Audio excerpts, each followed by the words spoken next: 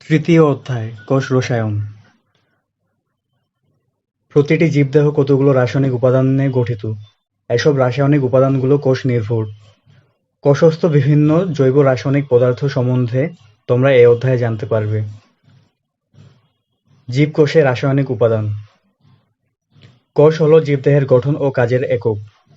কোষে জীবন ধারণের সব উপাদান তৈরি হয় এবং বিরাজ করে। উদ্ভিদ দেহ বিভিন্ন অজৈব ও জৈব পদার্থের সমন্বয়ে গঠিত।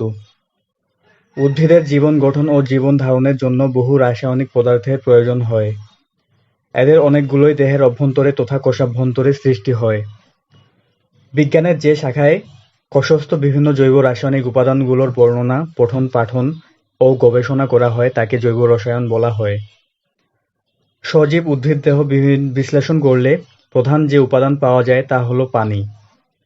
দেহের প্রোটোপ্লাজমের প্রায় 60-90% হলো পানি। বাকি যে অংশ অবশিষ্ট থাকে তাকে কঠিন বস্তু বলে। 17টি মৌল যেমন carbon, hydrogen, oxygen, nitrogen, potassium, calcium,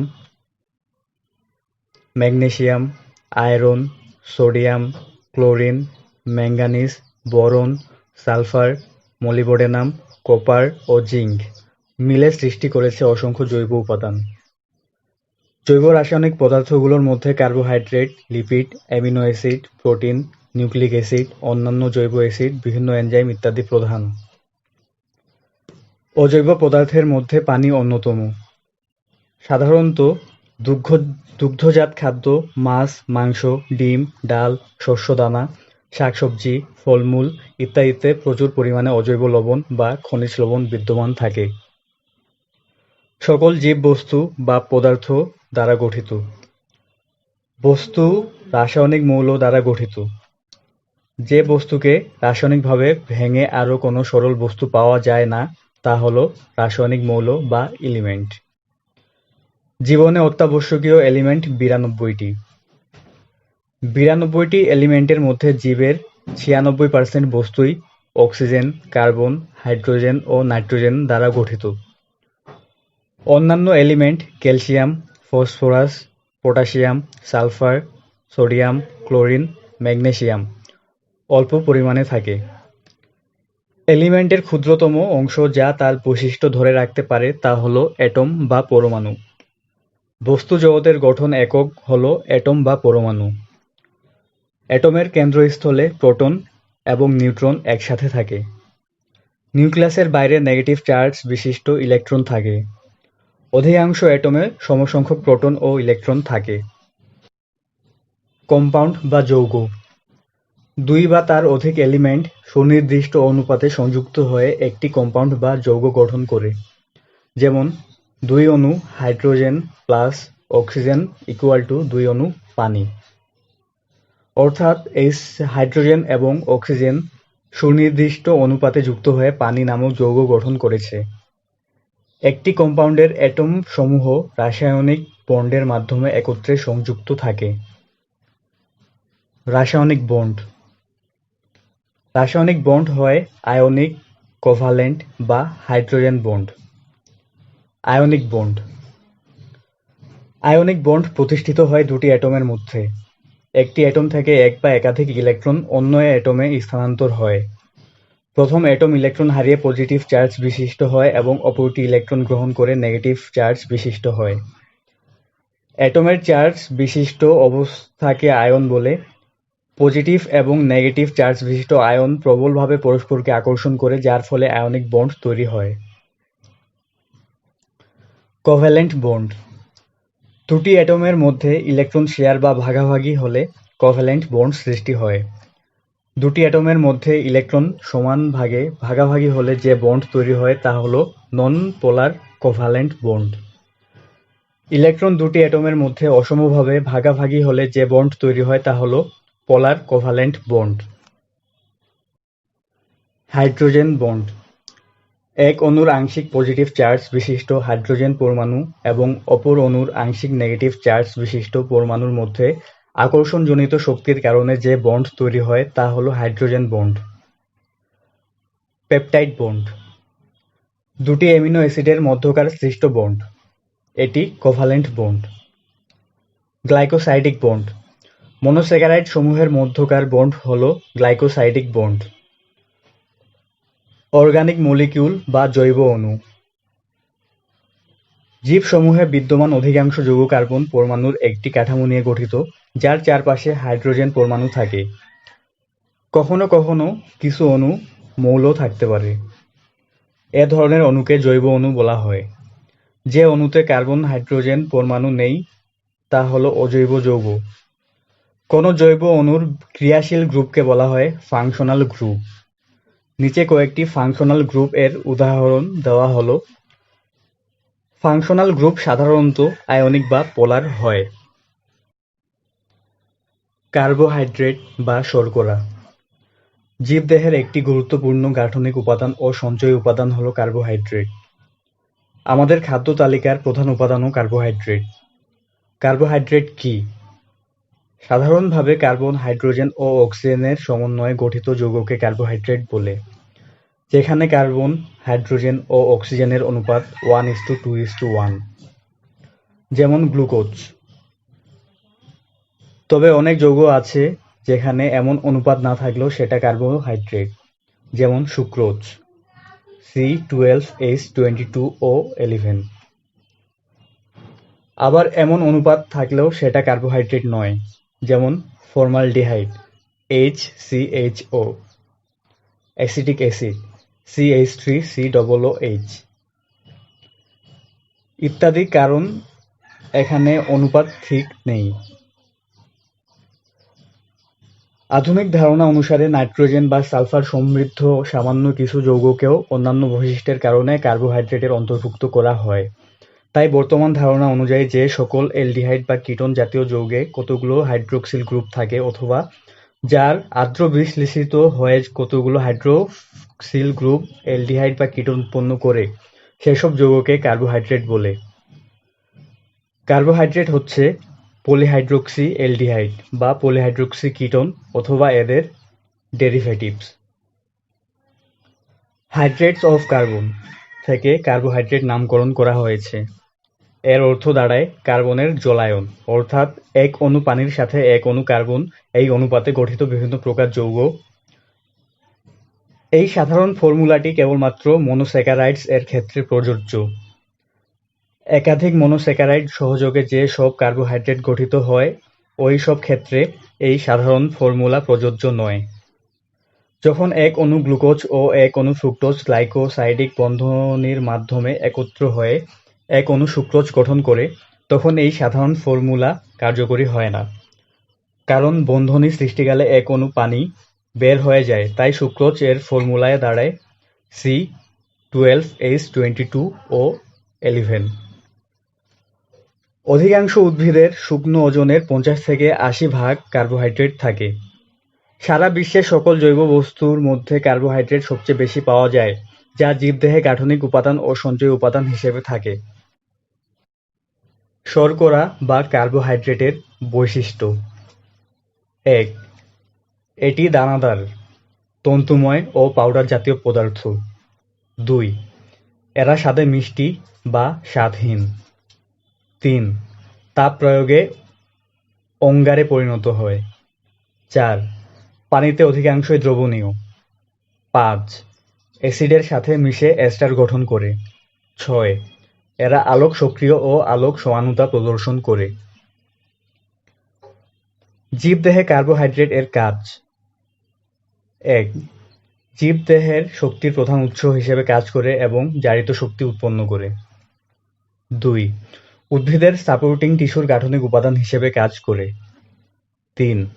উদ্ভিদ দেহ গঠনকারী পদার্থগুলোর কার্বন কাঠামো প্রদান করে। 4.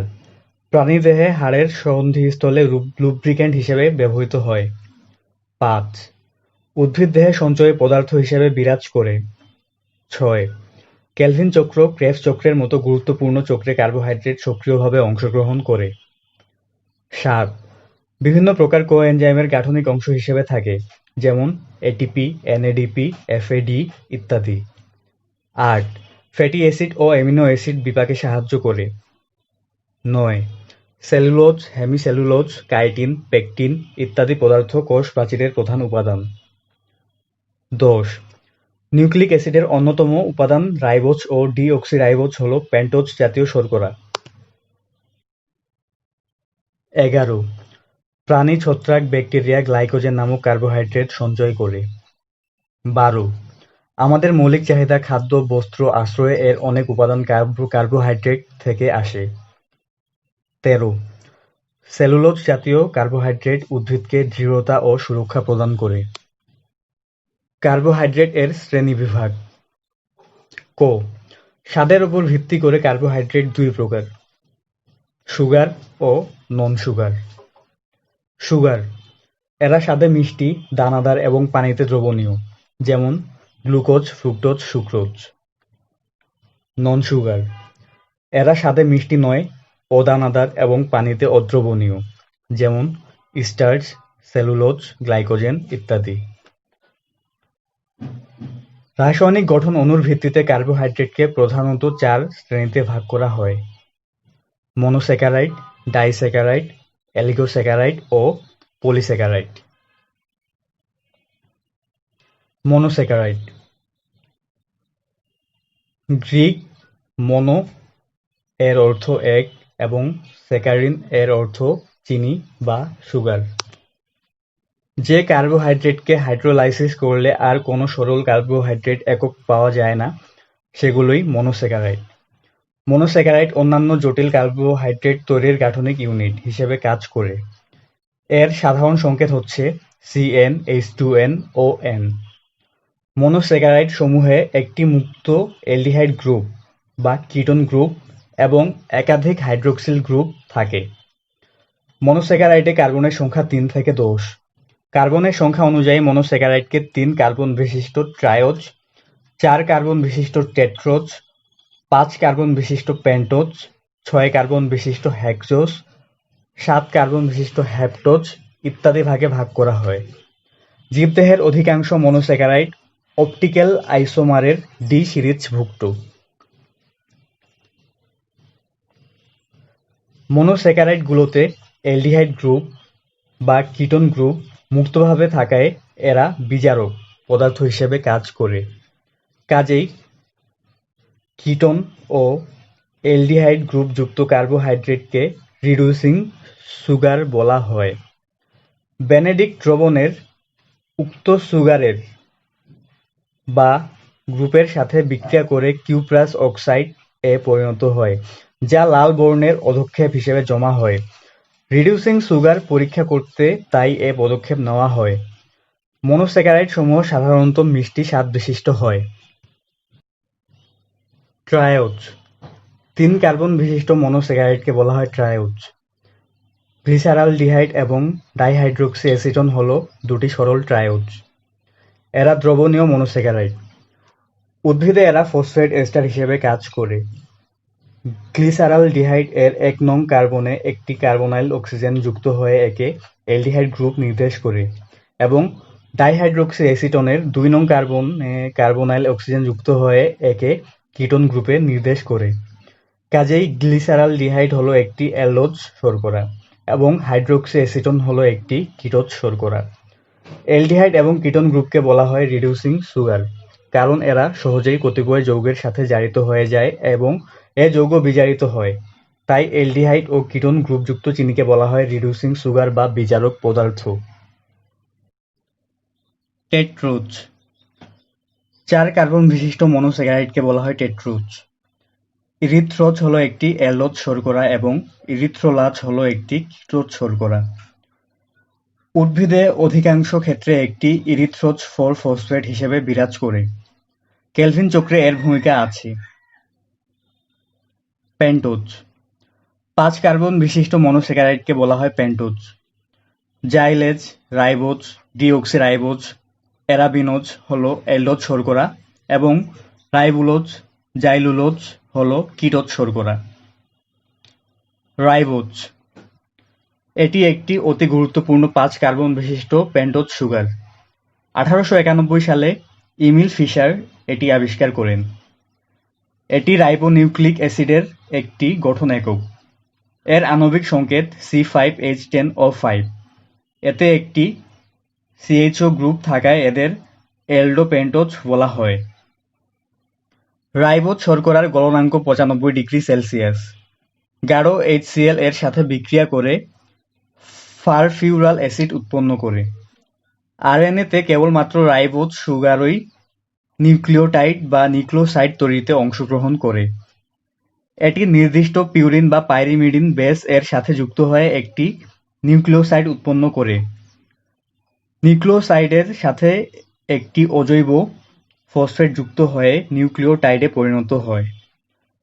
কার্বন বিজারণের মাধ্যমে শর্করা তৈরি প্রক্রিয়াতেও রাইবোজ ভূমিকা পালন করে।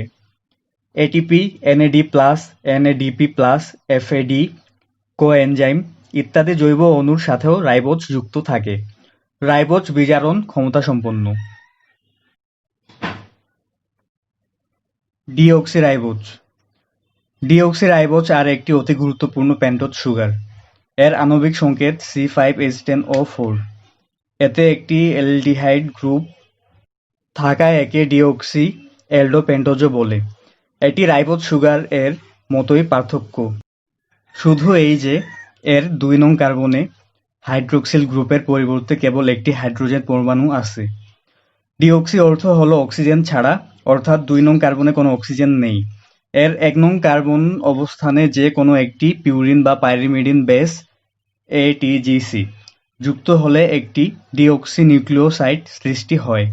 এ অবস্থায় 5 নং কার্বন অবস্থানে অজৈব ফসফেট যুক্ত হলে একটি ডিঅক্সি নিউক্লিওটাইড সৃষ্টি হয়। ডিএনএ নিউক্লিক অ্যাসিডের নিউক্লিওটাইড গঠনের অংশ হিসেবে কাজ করে ডিঅক্সিরাইবোজ সুগার। এই সুগার ছাড়া ডিএনএ গঠন সম্ভব নয়। ডিঅক্সিরাইবোজ বিজারণ ক্ষমতা সম্পন্ন।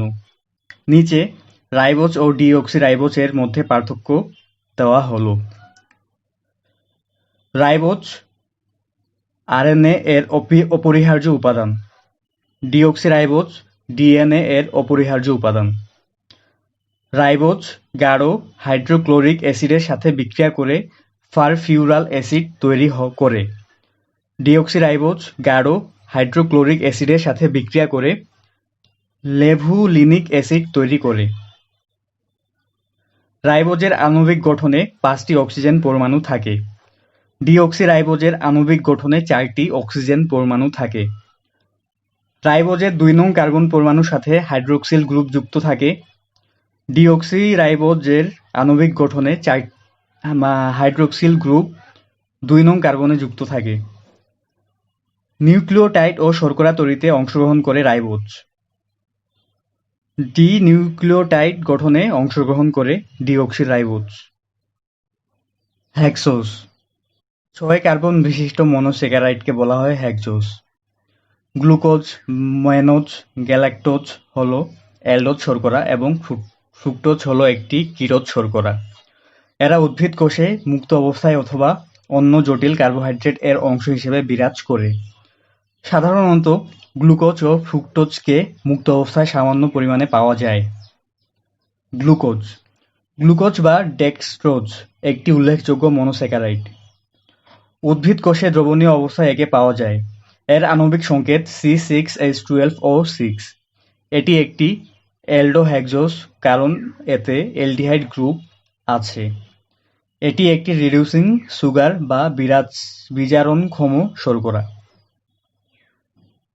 বিভিন্ন প্রকার পাকা ফল ও মধুতে প্রচুর গ্লুকোজ থাকে।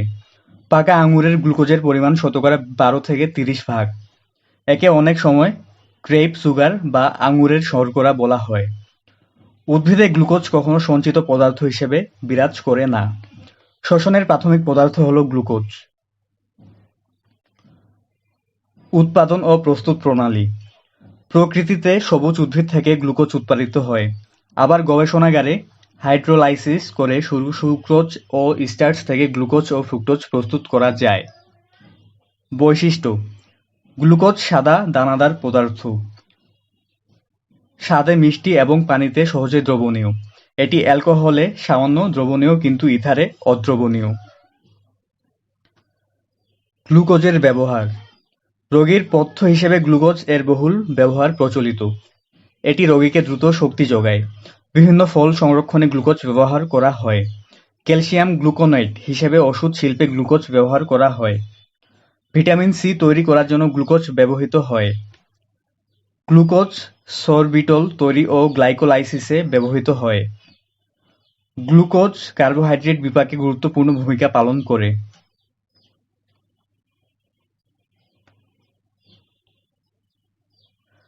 গ্লুকোজের রিং স্ট্রাকচার এবং আলফা-বিটা ডি গ্লুকোজ। গ্লুকোজের ১ নং কার্বন এবং ৫ নং কার্বন কাছাকাছি এলে এদের মধ্যে একটি অক্সিজেন সেতু তৈরি হয়। এর ফলে ১ নং কার্বনে একটি হাইড্রোক্সিল গ্রুপ সৃষ্টি হয়। নতুন সৃষ্ট এই হাইড্রোক্সিল গ্রুপ ১ নং কার্বনের আলফা অথবা বিটা অবস্থানে থাকতে পারে। হাইড্রোক্সিল গ্রুপের এই আলফা এবং বিটা অবস্থানের কারণে গ্লুকোজের ভৌত, রাসায়নিক ও জৈবিক বৈশিষ্ট্যের পরিবর্তন ঘটে। যেমন বিটা গ্লুকোজ গঠন করে সেলুলোজ, কিন্তু আলফা গ্লুকোজ গঠন করে স্টার্চ। সেলুলোজ কোষের গাঠনিক বস্তু এবং স্টার্চ কোষের সঞ্চয়ী খাদ্য বস্তু। ডি এবং এল গ্লুকোজ। গ্লুকোজের ৫ নং কার্বনে সংযুক্ত হাইড্রোক্সিল মূলক ডান দিকে থাকলে তাকে বলা হয় ডি গ্লুকোজ। ৫ নং কার্বন সংযুক্ত হাইড্রোক্সিল মূলক বাম দিকে থাকলে তাকে বলা হয় এল গ্লুকোজ। ডি গ্লুকোজ দক্ষিণাবর্ত হয়, যাকে ডি বা প্লাস চিহ্ন দিয়ে বোঝানো হয়। এল গ্লুকোজ বামাবর্ত হয়, যাকে স্মল এল বা মাইনাস চিহ্ন দিয়ে বোঝানো হয়। দক্ষিণাবর্ত হল যৌগটি আলোক সক্রিয় এবং ঘূর্ণনের দিক ডান। বামাবর্ত হল যৌগটি আলোক সক্রিয় এবং ঘূর্ণনের দিক বাম। গ্লুকোজের ডি বা এল ফর্ম অপটিক্যাল রোটেশন ছাড়া অন্যান্য সকল ভৌত বৈশিষ্ট্য একই প্রকার। উদ্ভিদে সবসময় ডি গ্লুকোজ থাকে। ফ্রুক্টোজ। গ্লুকোজের ন্যায় ফ্রুক্টোজও ৬ কার্বন বিশিষ্ট মনোস্যাকারাইড। এর আণবিক সংকেত C6H12O6। এটিও একটি রিডিউসিং সুগার বা বিরাজক্ষম শর্করা। এর গঠনে রয়েছে একটি কিটো গ্রুপ, একে কিটো হেক্সোজও বলা হয়।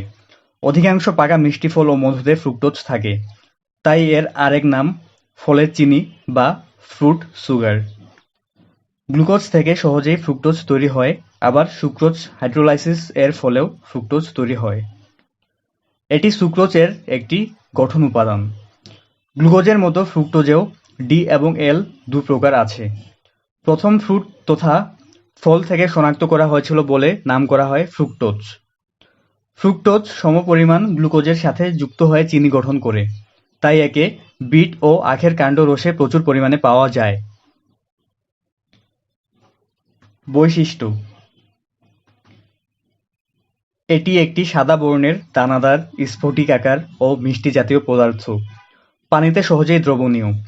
গরম অ্যালকোহলেও দ্রবণীয়। গ্লুকোজ ও ফ্রুক্টোজের আণবিক সংকেত এক হলেও এদের মধ্যে পার্থক্য বিদ্যমান, তাই এদেরকে আইসোমার বলে। ব্যবহার: কনফেকশনারিতে নানা ধরনের মিষ্টান্ন জাতীয় জিনিস প্রস্তুত করার জন্য ফ্রুক্টোজ ব্যবহার করা হয়। সুক্রোজকে আর্দ্র বিশ্লেষণ করলে সমপরিমাণে গ্লুকোজ ও ফ্রুক্টোজ তৈরি হয়। গ্লুকোজ ও ফ্রুক্টোজের মধ্যে পার্থক্য: গ্লুকোজ একটি অ্যালডোহেক্সোজ কারণ এতে অ্যালডিহাইড গ্রুপ আছে। ফ্রুক্টোজ একটি কিটোহেক্সোজ কারণ এতে কিটো গ্রুপ আছে। গ্লুকোজকে গ্রেপ সুগার বা আঙুরের শর্করা বলা হয়। ফ্রুক্টোজকে ফ্রুইট সুগার বলা হয়। সালোক সংশ্লেষণ প্রক্রিয়ায় গ্লুকোজ উৎপন্ন হয়। সালোক সংশ্লেষণ প্রক্রিয়ায় সরাসরি ফ্রুক্টোজ উৎপন্ন হয় না। শ্বসনের প্রাথমিক পদার্থ হল গ্লুকোজ। শ্বসনের গ্লুকোজ হতে ফ্রুক্টোজ উৎপন্ন হয়। গ্লুকোজের রিং স্ট্রাকচার পাইরানোজ ধরনের। ফ্রুক্টোজের রিং স্ট্রাকচার ফিউরানোজ ধরনের। ম্যানোজ। ম্যানোজ একটি হেক্সোজ। এর আণবিক সংকেত C6H12O6।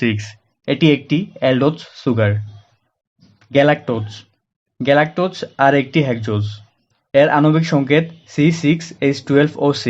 এটিও একটি aldose sugar. Glucose, fructose, mannose, galactose হল গাঠনিক আইসোমার। এদের সবার গাঠনিক ফর্মুলা C6H12O6, কিন্তু এদের অ্যাটমিক বিন্যাস বিভিন্ন। হ্যাপ্টোজ। 7 কার্বন বিশিষ্ট মনোস্যাকারাইডকে বলা হয় হ্যাপ্টোজ। সেটোহ্যাপ্টোজ হলো একটি অ্যালডোজ শর্করা। ডাইস্যাকারাইড। দুটি মনোস্যাকারাইড একত্রে যুক্ত হয়ে যে কার্বোহাইড্রেট গঠন করে তাকে ডাইস্যাকারাইড বলা হয়। সুক্রোজ, সেলোবায়োজ, ম্যালটোজ, ল্যাকটোজ ইত্যাদি হলো উল্লেখযোগ্য ডাইস্যাকারাইড। ডাইস্যাকারাইডের সাধারণ সংকেত হলো C12H22 ও 11। দুই অণু মনোস্যাকারাইডের মধ্যে ঘনীভবন বিক্রিয়ার ফলে দুটো হাইড্রোক্সিল মূলক থেকে এক অণু পানি অপসারিত হলে ডাইস্যাকারাইড উৎপন্ন হয়। উৎপন্ন ডাইস্যাকারাইড অণুতে উভয় মনোস্যাকারাইডের কার্বন-অক্সিজেন-কার্বন নতুন বন্ধন সৃষ্টি করে। সৃষ্ট বন্ধনকে গ্লাইকোসাইডিক বন্ধনী বা গ্লাইকোসাইডিক বন্ড বলে। সুক্রোজ। উদ্ভিদের প্রধান ডাইস্যাকারাইড হলো সুক্রোজ। এর এক অণু গ্লুকোজ এবং এক অণু ফ্রুক্টোজ একসাথে সংযুক্ত হয়ে গঠন করে এক অণু সুক্রোজ। এতে এক অণু পানির সৃষ্টি হয়ে বেরিয়ে যায়। চিনি হলো একটি সাধারণ সুক্রোজ। ইক্ষু এবং বিট থেকে চিনি পাওয়া যায়। গ্লুকোজ এবং ফ্রুক্টোজ উভয় রিডিউসিং সুগার, কিন্তু সুক্রোজ রিডিউসিং সুগার নয়, কারণ সুক্রোজ তৈরির সময় দুটি মনোস্যাকারাইডের মুক্ত অ্যালডিহাইড ও কিটোন গ্রুপের অস্তিত্ব নষ্ট হয়ে যায় এবং বিজারণ ক্ষমতা লুপ্ত হয়। সেজন্য এটিকে বিজারণ ক্ষমতাহীন চিনি বলে। সুক্রোজ তৈরির সময় দুটি মনোস্যাকারাইড তথা আলফা-ডি গ্লুকোজের 1 নং কার্বনের হাইড্রোক্সিল এবং বিটা-ডি ফ্রুক্টোজের 2 নং কার্বনের হাইড্রোক্সিল থেকে এক অণু পানি অপসারিত হয়। ফলে কার্বন দুটির মধ্যে একটি গ্লাইকোসাইডিক বন্ধনী বা অক্সিজেন ব্রিজ গঠিত হয়ে সুক্রোজ সৃষ্টি করে। সবুজ উদ্ভিদের পাতায় প্রস্তুত কার্বোহাইড্রেট সুক্রোজ হিসেবে বিভিন্ন অঙ্গে পরিবাহিত হয়। মধুর প্রধান কাঁচামাল হলো সুক্রোজ। এর আণবিক সংকেত C12H22 ও 11। উৎপাদন প্রণালী। ইক্ষুর রসে প্রায় 15% সুক্রোজ, কিছু পরিমাণ জৈব অ্যাসিড, প্রোটিন ও ফসফেট জাতীয় পদার্থ বিদ্যমান। সংগৃহীত রসকে পরিস্কৃত করার পর তার সাথে কলিচুন মিশানো হয়। তার ফলে দ্রবণ থেকে অ্যাসিড প্রশমিত হয়, ফসফেট অধঃক্ষিপ্ত হয় এবং চিনির আর্দ্র বিশ্লেষণ বন্ধ হয়। অতঃপর রসকে উত্তপ্ত করলে বেশিরভাগ ভেজাল ফেনা ও অধঃক্ষেপ আকারে আলাদা হয়ে যায়। পরিস্রাবণ পদ্ধতিতে প্রাপ্ত পরিষ্কার রসকে নিম্নভাবে ঘনীভূত করলে সুক্রোজ এর স্ফটিক পাওয়া যায়। বৈশিষ্ট্য বা ধর্ম। সুক্রোজ সাদা দানাদার মিষ্টি স্বাদযুক্ত কঠিন পদার্থ। স্বাদে গ্লুকোজ থেকে দ্বিগুণ মিষ্টি। পানিতে দ্রবণীয়, কিন্তু বিশুদ্ধ অ্যালকোহল ও ইথারে অদ্রবণীয়। এর গলনাঙ্ক 188°C। লঘু অ্যাসিডে সুক্রোজের জলীয় দ্রবণ আর্দ্র বিশ্লেষিত হয়ে সমপরিমাণ গ্লুকোজ ও ফ্রুক্টোজ অণু গঠন করে। কাজ। শ্বসনের উপাদান হিসেবে ব্যবহৃত হয়ে শক্তি উৎপন্ন করে। কোষের বিভিন্ন উপাদান, বিশেষ করে পলিস্যাকারাইড সৃষ্টিতে ব্যবহৃত হয়। ব্যবহার। বিভিন্ন মিষ্টান্ন তৈরিতে ব্যবহার করা হয়। কনফেকশনারিতে ব্যবহৃত হয়। পরীক্ষাগারে অক্সালিক অ্যাসিড প্রস্তুতির জন্য ব্যবহৃত হয়। স্বচ্ছ সাবান তৈরিতে ব্যবহৃত হয়। সেলোবায়োজ। 2 অণু বিটা-ডি গ্লুকোজ B14 লিঙ্কেজ দিয়ে সংযুক্ত হয়ে এক অণু সেলোবায়োজ তৈরি করে। কাজেই সেলোবায়োজ একটি ডাইস্যাকারাইড। সাধারণত সেলুলোজ বা লিগনিন এর আংশিক ভাঙনের ফলে সেলোবায়োজ তৈরি হয়। দুটি সদৃশ গ্লুকোজ অণু যুক্ত হয়ে এক অণু সেলোবায়োজ গঠিত হয়। এর আণবিক সংকেত C12H22 ও 11। সেলোবায়োজ একটি বিজারণক্ষম চিনি বা রিডিউসিং সুগার। কোষ প্রাচীরের একটি গাঠনিক উপাদান সেলোবায়োজ। সেলুলোজকে আংশিকভাবে আর্দ্র বিশ্লেষণ করলে যে ক্ষুদ্র ক্ষুদ্র একক গঠিত হয় তাদের মধ্যে অন্যতম যৌগ হল সেলবায়োজ। ইমালসিন এনজাইম ও অ্যাসিডের প্রভাবে সেলবায়োজ ভেঙে 2 অণু গ্লুকোজে পরিণত হয়। আবার ব্রোমিন পানি দিয়ে সেলবায়োজকে জারিত করলে সেলবায়োনিক অ্যাসিড তৈরি হয়। কাজ। কোষ প্রাচীরের একটি গাঠনিক উপাদান হিসেবে কাজ করে। ম্যালটোজ। ম্যালটোজ আরেকটি ডাইস্যাকারাইড। 2 অণু alpha D glucose alpha 1,4 linkage দিয়ে সংযুক্ত হয়ে এক অণু ম্যালটোজ গঠন করে। সাধারণত স্টার্চ এর আংশিক ভাঙনের ফলে ম্যালটোজ তৈরি হয়। এটি আংশিক রিডিউসিং সুগার। এর আণবিক সংকেত C12H22 ও 11। অলিগোস্যাকারাইড। যেসব কার্বোহাইড্রেটকে হাইড্রোলাইসিস করলে 3 থেকে 10টি মনোস্যাকারাইড অণু পাওয়া যায় তাদেরকে অলিগোস্যাকারাইড বলা হয়। সাধারণত 3 থেকে 10টি মনোস্যাকারাইড একটি অলিগোস্যাকারাইড গঠন করে। একাধিক মনোস্যাকারাইড তাদের গ্লাইকোসাইডিক লিংকেজ দিয়ে পরস্পর সংযুক্ত হয়। একটি মনোস্যাকারাইডের হাইড্রোক্সিল গ্রুপের সাথে অপর একটি মনোস্যাকারাইডের হাইড্রোক্সিল গ্রুপের সংযুক্তিকে গ্লাইকোসাইডিক লিংকেজ বলে। অলিগোস্যাকারাইডগুলোকে তাদের মধ্যে বিদ্যমান মনোস্যাকারাইডের সংখ্যা দিয়ে শ্রেণীবিভাগ করা হয়। যেমন 3টি মনোস্যাকারাইড থাকলে ট্রাইস্যাকারাইড বলে, 4টি থাকলে টেট্রাস্যাকারাইড বলা হয়। ট্রাইস্যাকারাইড। যে সকল অলিগোস্যাকারাইডকে আদ্র বিশ্লেষণ করলে 3 অণু মনোস্যাকারাইড পাওয়া যায় তাকে ট্রাইস্যাকারাইড বলা হয়। যেমন রেফিনোজ। একে আদ্র বিশ্লেষণ করলে পাওয়া যাবে 1 অণু গ্লুকোজ, 1 অণু ফ্রুক্টোজ এবং 1 অণু গ্যালাক্টোজ।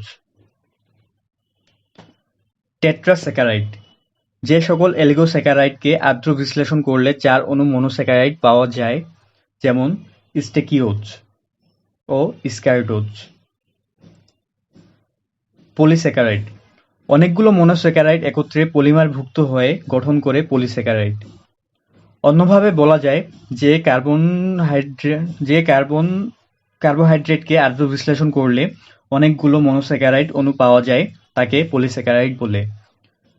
এর উচ্চ আণবিক ওজন বিশিষ্ট জৈব রাসায়নিক পদার্থ। পলিস্যাকারাইড সাধারণত পানিতে অদ্রবণীয় এবং এরা মিষ্টি নয়। স্টার্চ, সেলুলোজ, গ্লাইকোজেন ইত্যাদি হলো গুরুত্বপূর্ণ পলিস্যাকারাইড। সেলুলোজ প্রকৃতিতে সবচেয়ে বেশি পাওয়া যায়। স্টার্চের পরিমাণ দ্বিতীয় পর্যায়ে। প্রকৃতিতে কাজের ভিত্তিতে পলিস্যাকারাইড 2 প্রকার। গাঠনিক পলিস্যাকারাইড। এরা জীবদেহে কাঠামো নির্মাণ বা গঠনের সাথে জড়িত থাকে, যেমন সেলুলোজ, হেমিসেলুলোজ, পেকটিন প্রভৃতি উদ্ভিদের কোষপ্রাচীর গঠন করে। 2. সঞ্চয়ী পলিস্যাকারাইড। এরা জীবদেহে সঞ্চিত বস্তু হিসেবে থাকে যা পরে শক্তির উৎস হিসেবে ব্যয় হয়, যেমন স্টার্চ, গ্লাইকোজেন প্রভৃতি শ্বসন কার্যে ব্যবহৃত হয়। নিচে কয়েকটি পরিচিত পলিস্যাকারাইড এর বর্ণনা করা হলো। শ্বেতসার বা স্টার্চ। অ্যামাইলোজ এবং অ্যামাইলোপেকটিন নামক 2টি পলিস্যাকারাইডের সমন্বয়ে গঠিত পদার্থই হলো স্টার্চ। উদ্ভিদে স্টার্চ সঞ্চিত পদার্থ রূপে বিরাজ করে। ফটোসিনথেসিস প্রক্রিয়ায় সৃষ্ট চিনির অধিকাংশই পরিবর্তিত হয়ে স্টার্চ এ পরিণত হয়। স্টার্চ সাধারণত ঘনীভূত দানা হিসেবে উদ্ভিদে কোষে বিরাজ করে এবং এদের দানার আকার ও আকৃতি বিভিন্ন উদ্ভিদের বিভিন্ন রকম। বীজ, ফল, কন্দ প্রভৃতি সঞ্চয়ী অঙ্গে স্টার্চ জমা থাকে। ধান, গম, আলু স্টার্চের প্রধান উৎস। সালোক সংশ্লেষণে তৈরি অধিকাংশ গ্লুকোজই স্টার্চে রূপান্তরিত হয়। বিভিন্ন স্টার্চের আকার আকৃতিতে বিরাট পার্থক্য দেখা যায়। আয়োডিন দ্রবণের স্টার্চ গাঢ় নীল বর্ণ ধারণ করে। স্টার্চ হাইড্রোলাইসিসের ফলে গ্লুকোজ এ পরিণত হয়। অসংখ্য গ্লুকোজ অণু নিয়ে স্টার্চ গঠিত। গ্লাইকোসাইডিক বন্ধনের প্রকৃতি অনুযায়ী স্টার্চ 2 প্রকার, যথা অ্যামাইলোজ ও অ্যামাইলোপেকটিন। অ্যামাইলোজের গ্লুকোজ অণুগুলো পরস্পরের কার্বনের 1 থেকে 4 স্থানে সংযুক্ত হয়। সাধারণত 200 থেকে 1000টি গ্লুকোজ অণু নিয়ে একটি অ্যামাইলোজ তৈরি হয়। এর অণুশৃঙ্খল অশাখ। অ্যামাইলোপেকটিন সাধারণত 2000 থেকে 2,00,000টি গ্লুকোজ অণুবিশিষ্ট হয়। অ্যামাইলোপেকটিনের গ্লুকোজ অণুগুলো কার্বনের 1 থেকে 4 বন্ধন ছাড়াও আলফা 1,6 বন্ধনে যুক্ত হয়। এর অণুশৃঙ্খল শাখান্বিত। আলু, ধান, গম, ভুট্টা, যব ইত্যাদি স্টার্চে 22% অ্যামাইলোজ এবং 78% অ্যামাইলোপেকটিন থাকে। অ্যামাইলোজ থাকায় স্টার্চের দ্রবণে আয়োডিন যোগ করলে কাল বর্ণ ধারণ করে, কিন্তু অ্যামাইলোপেকটিনের সাথে বিক্রিয়া করে আয়োডিন লাল বা পার্পল রং প্রদান করে। স্টার্চের আণবিক সংকেত C6H10O5। স্টার্চের দীর্ঘ অণু বিভিন্ন আকৃতি ও আয়তনের স্থায়ী কণিকা গঠন করে থাকে।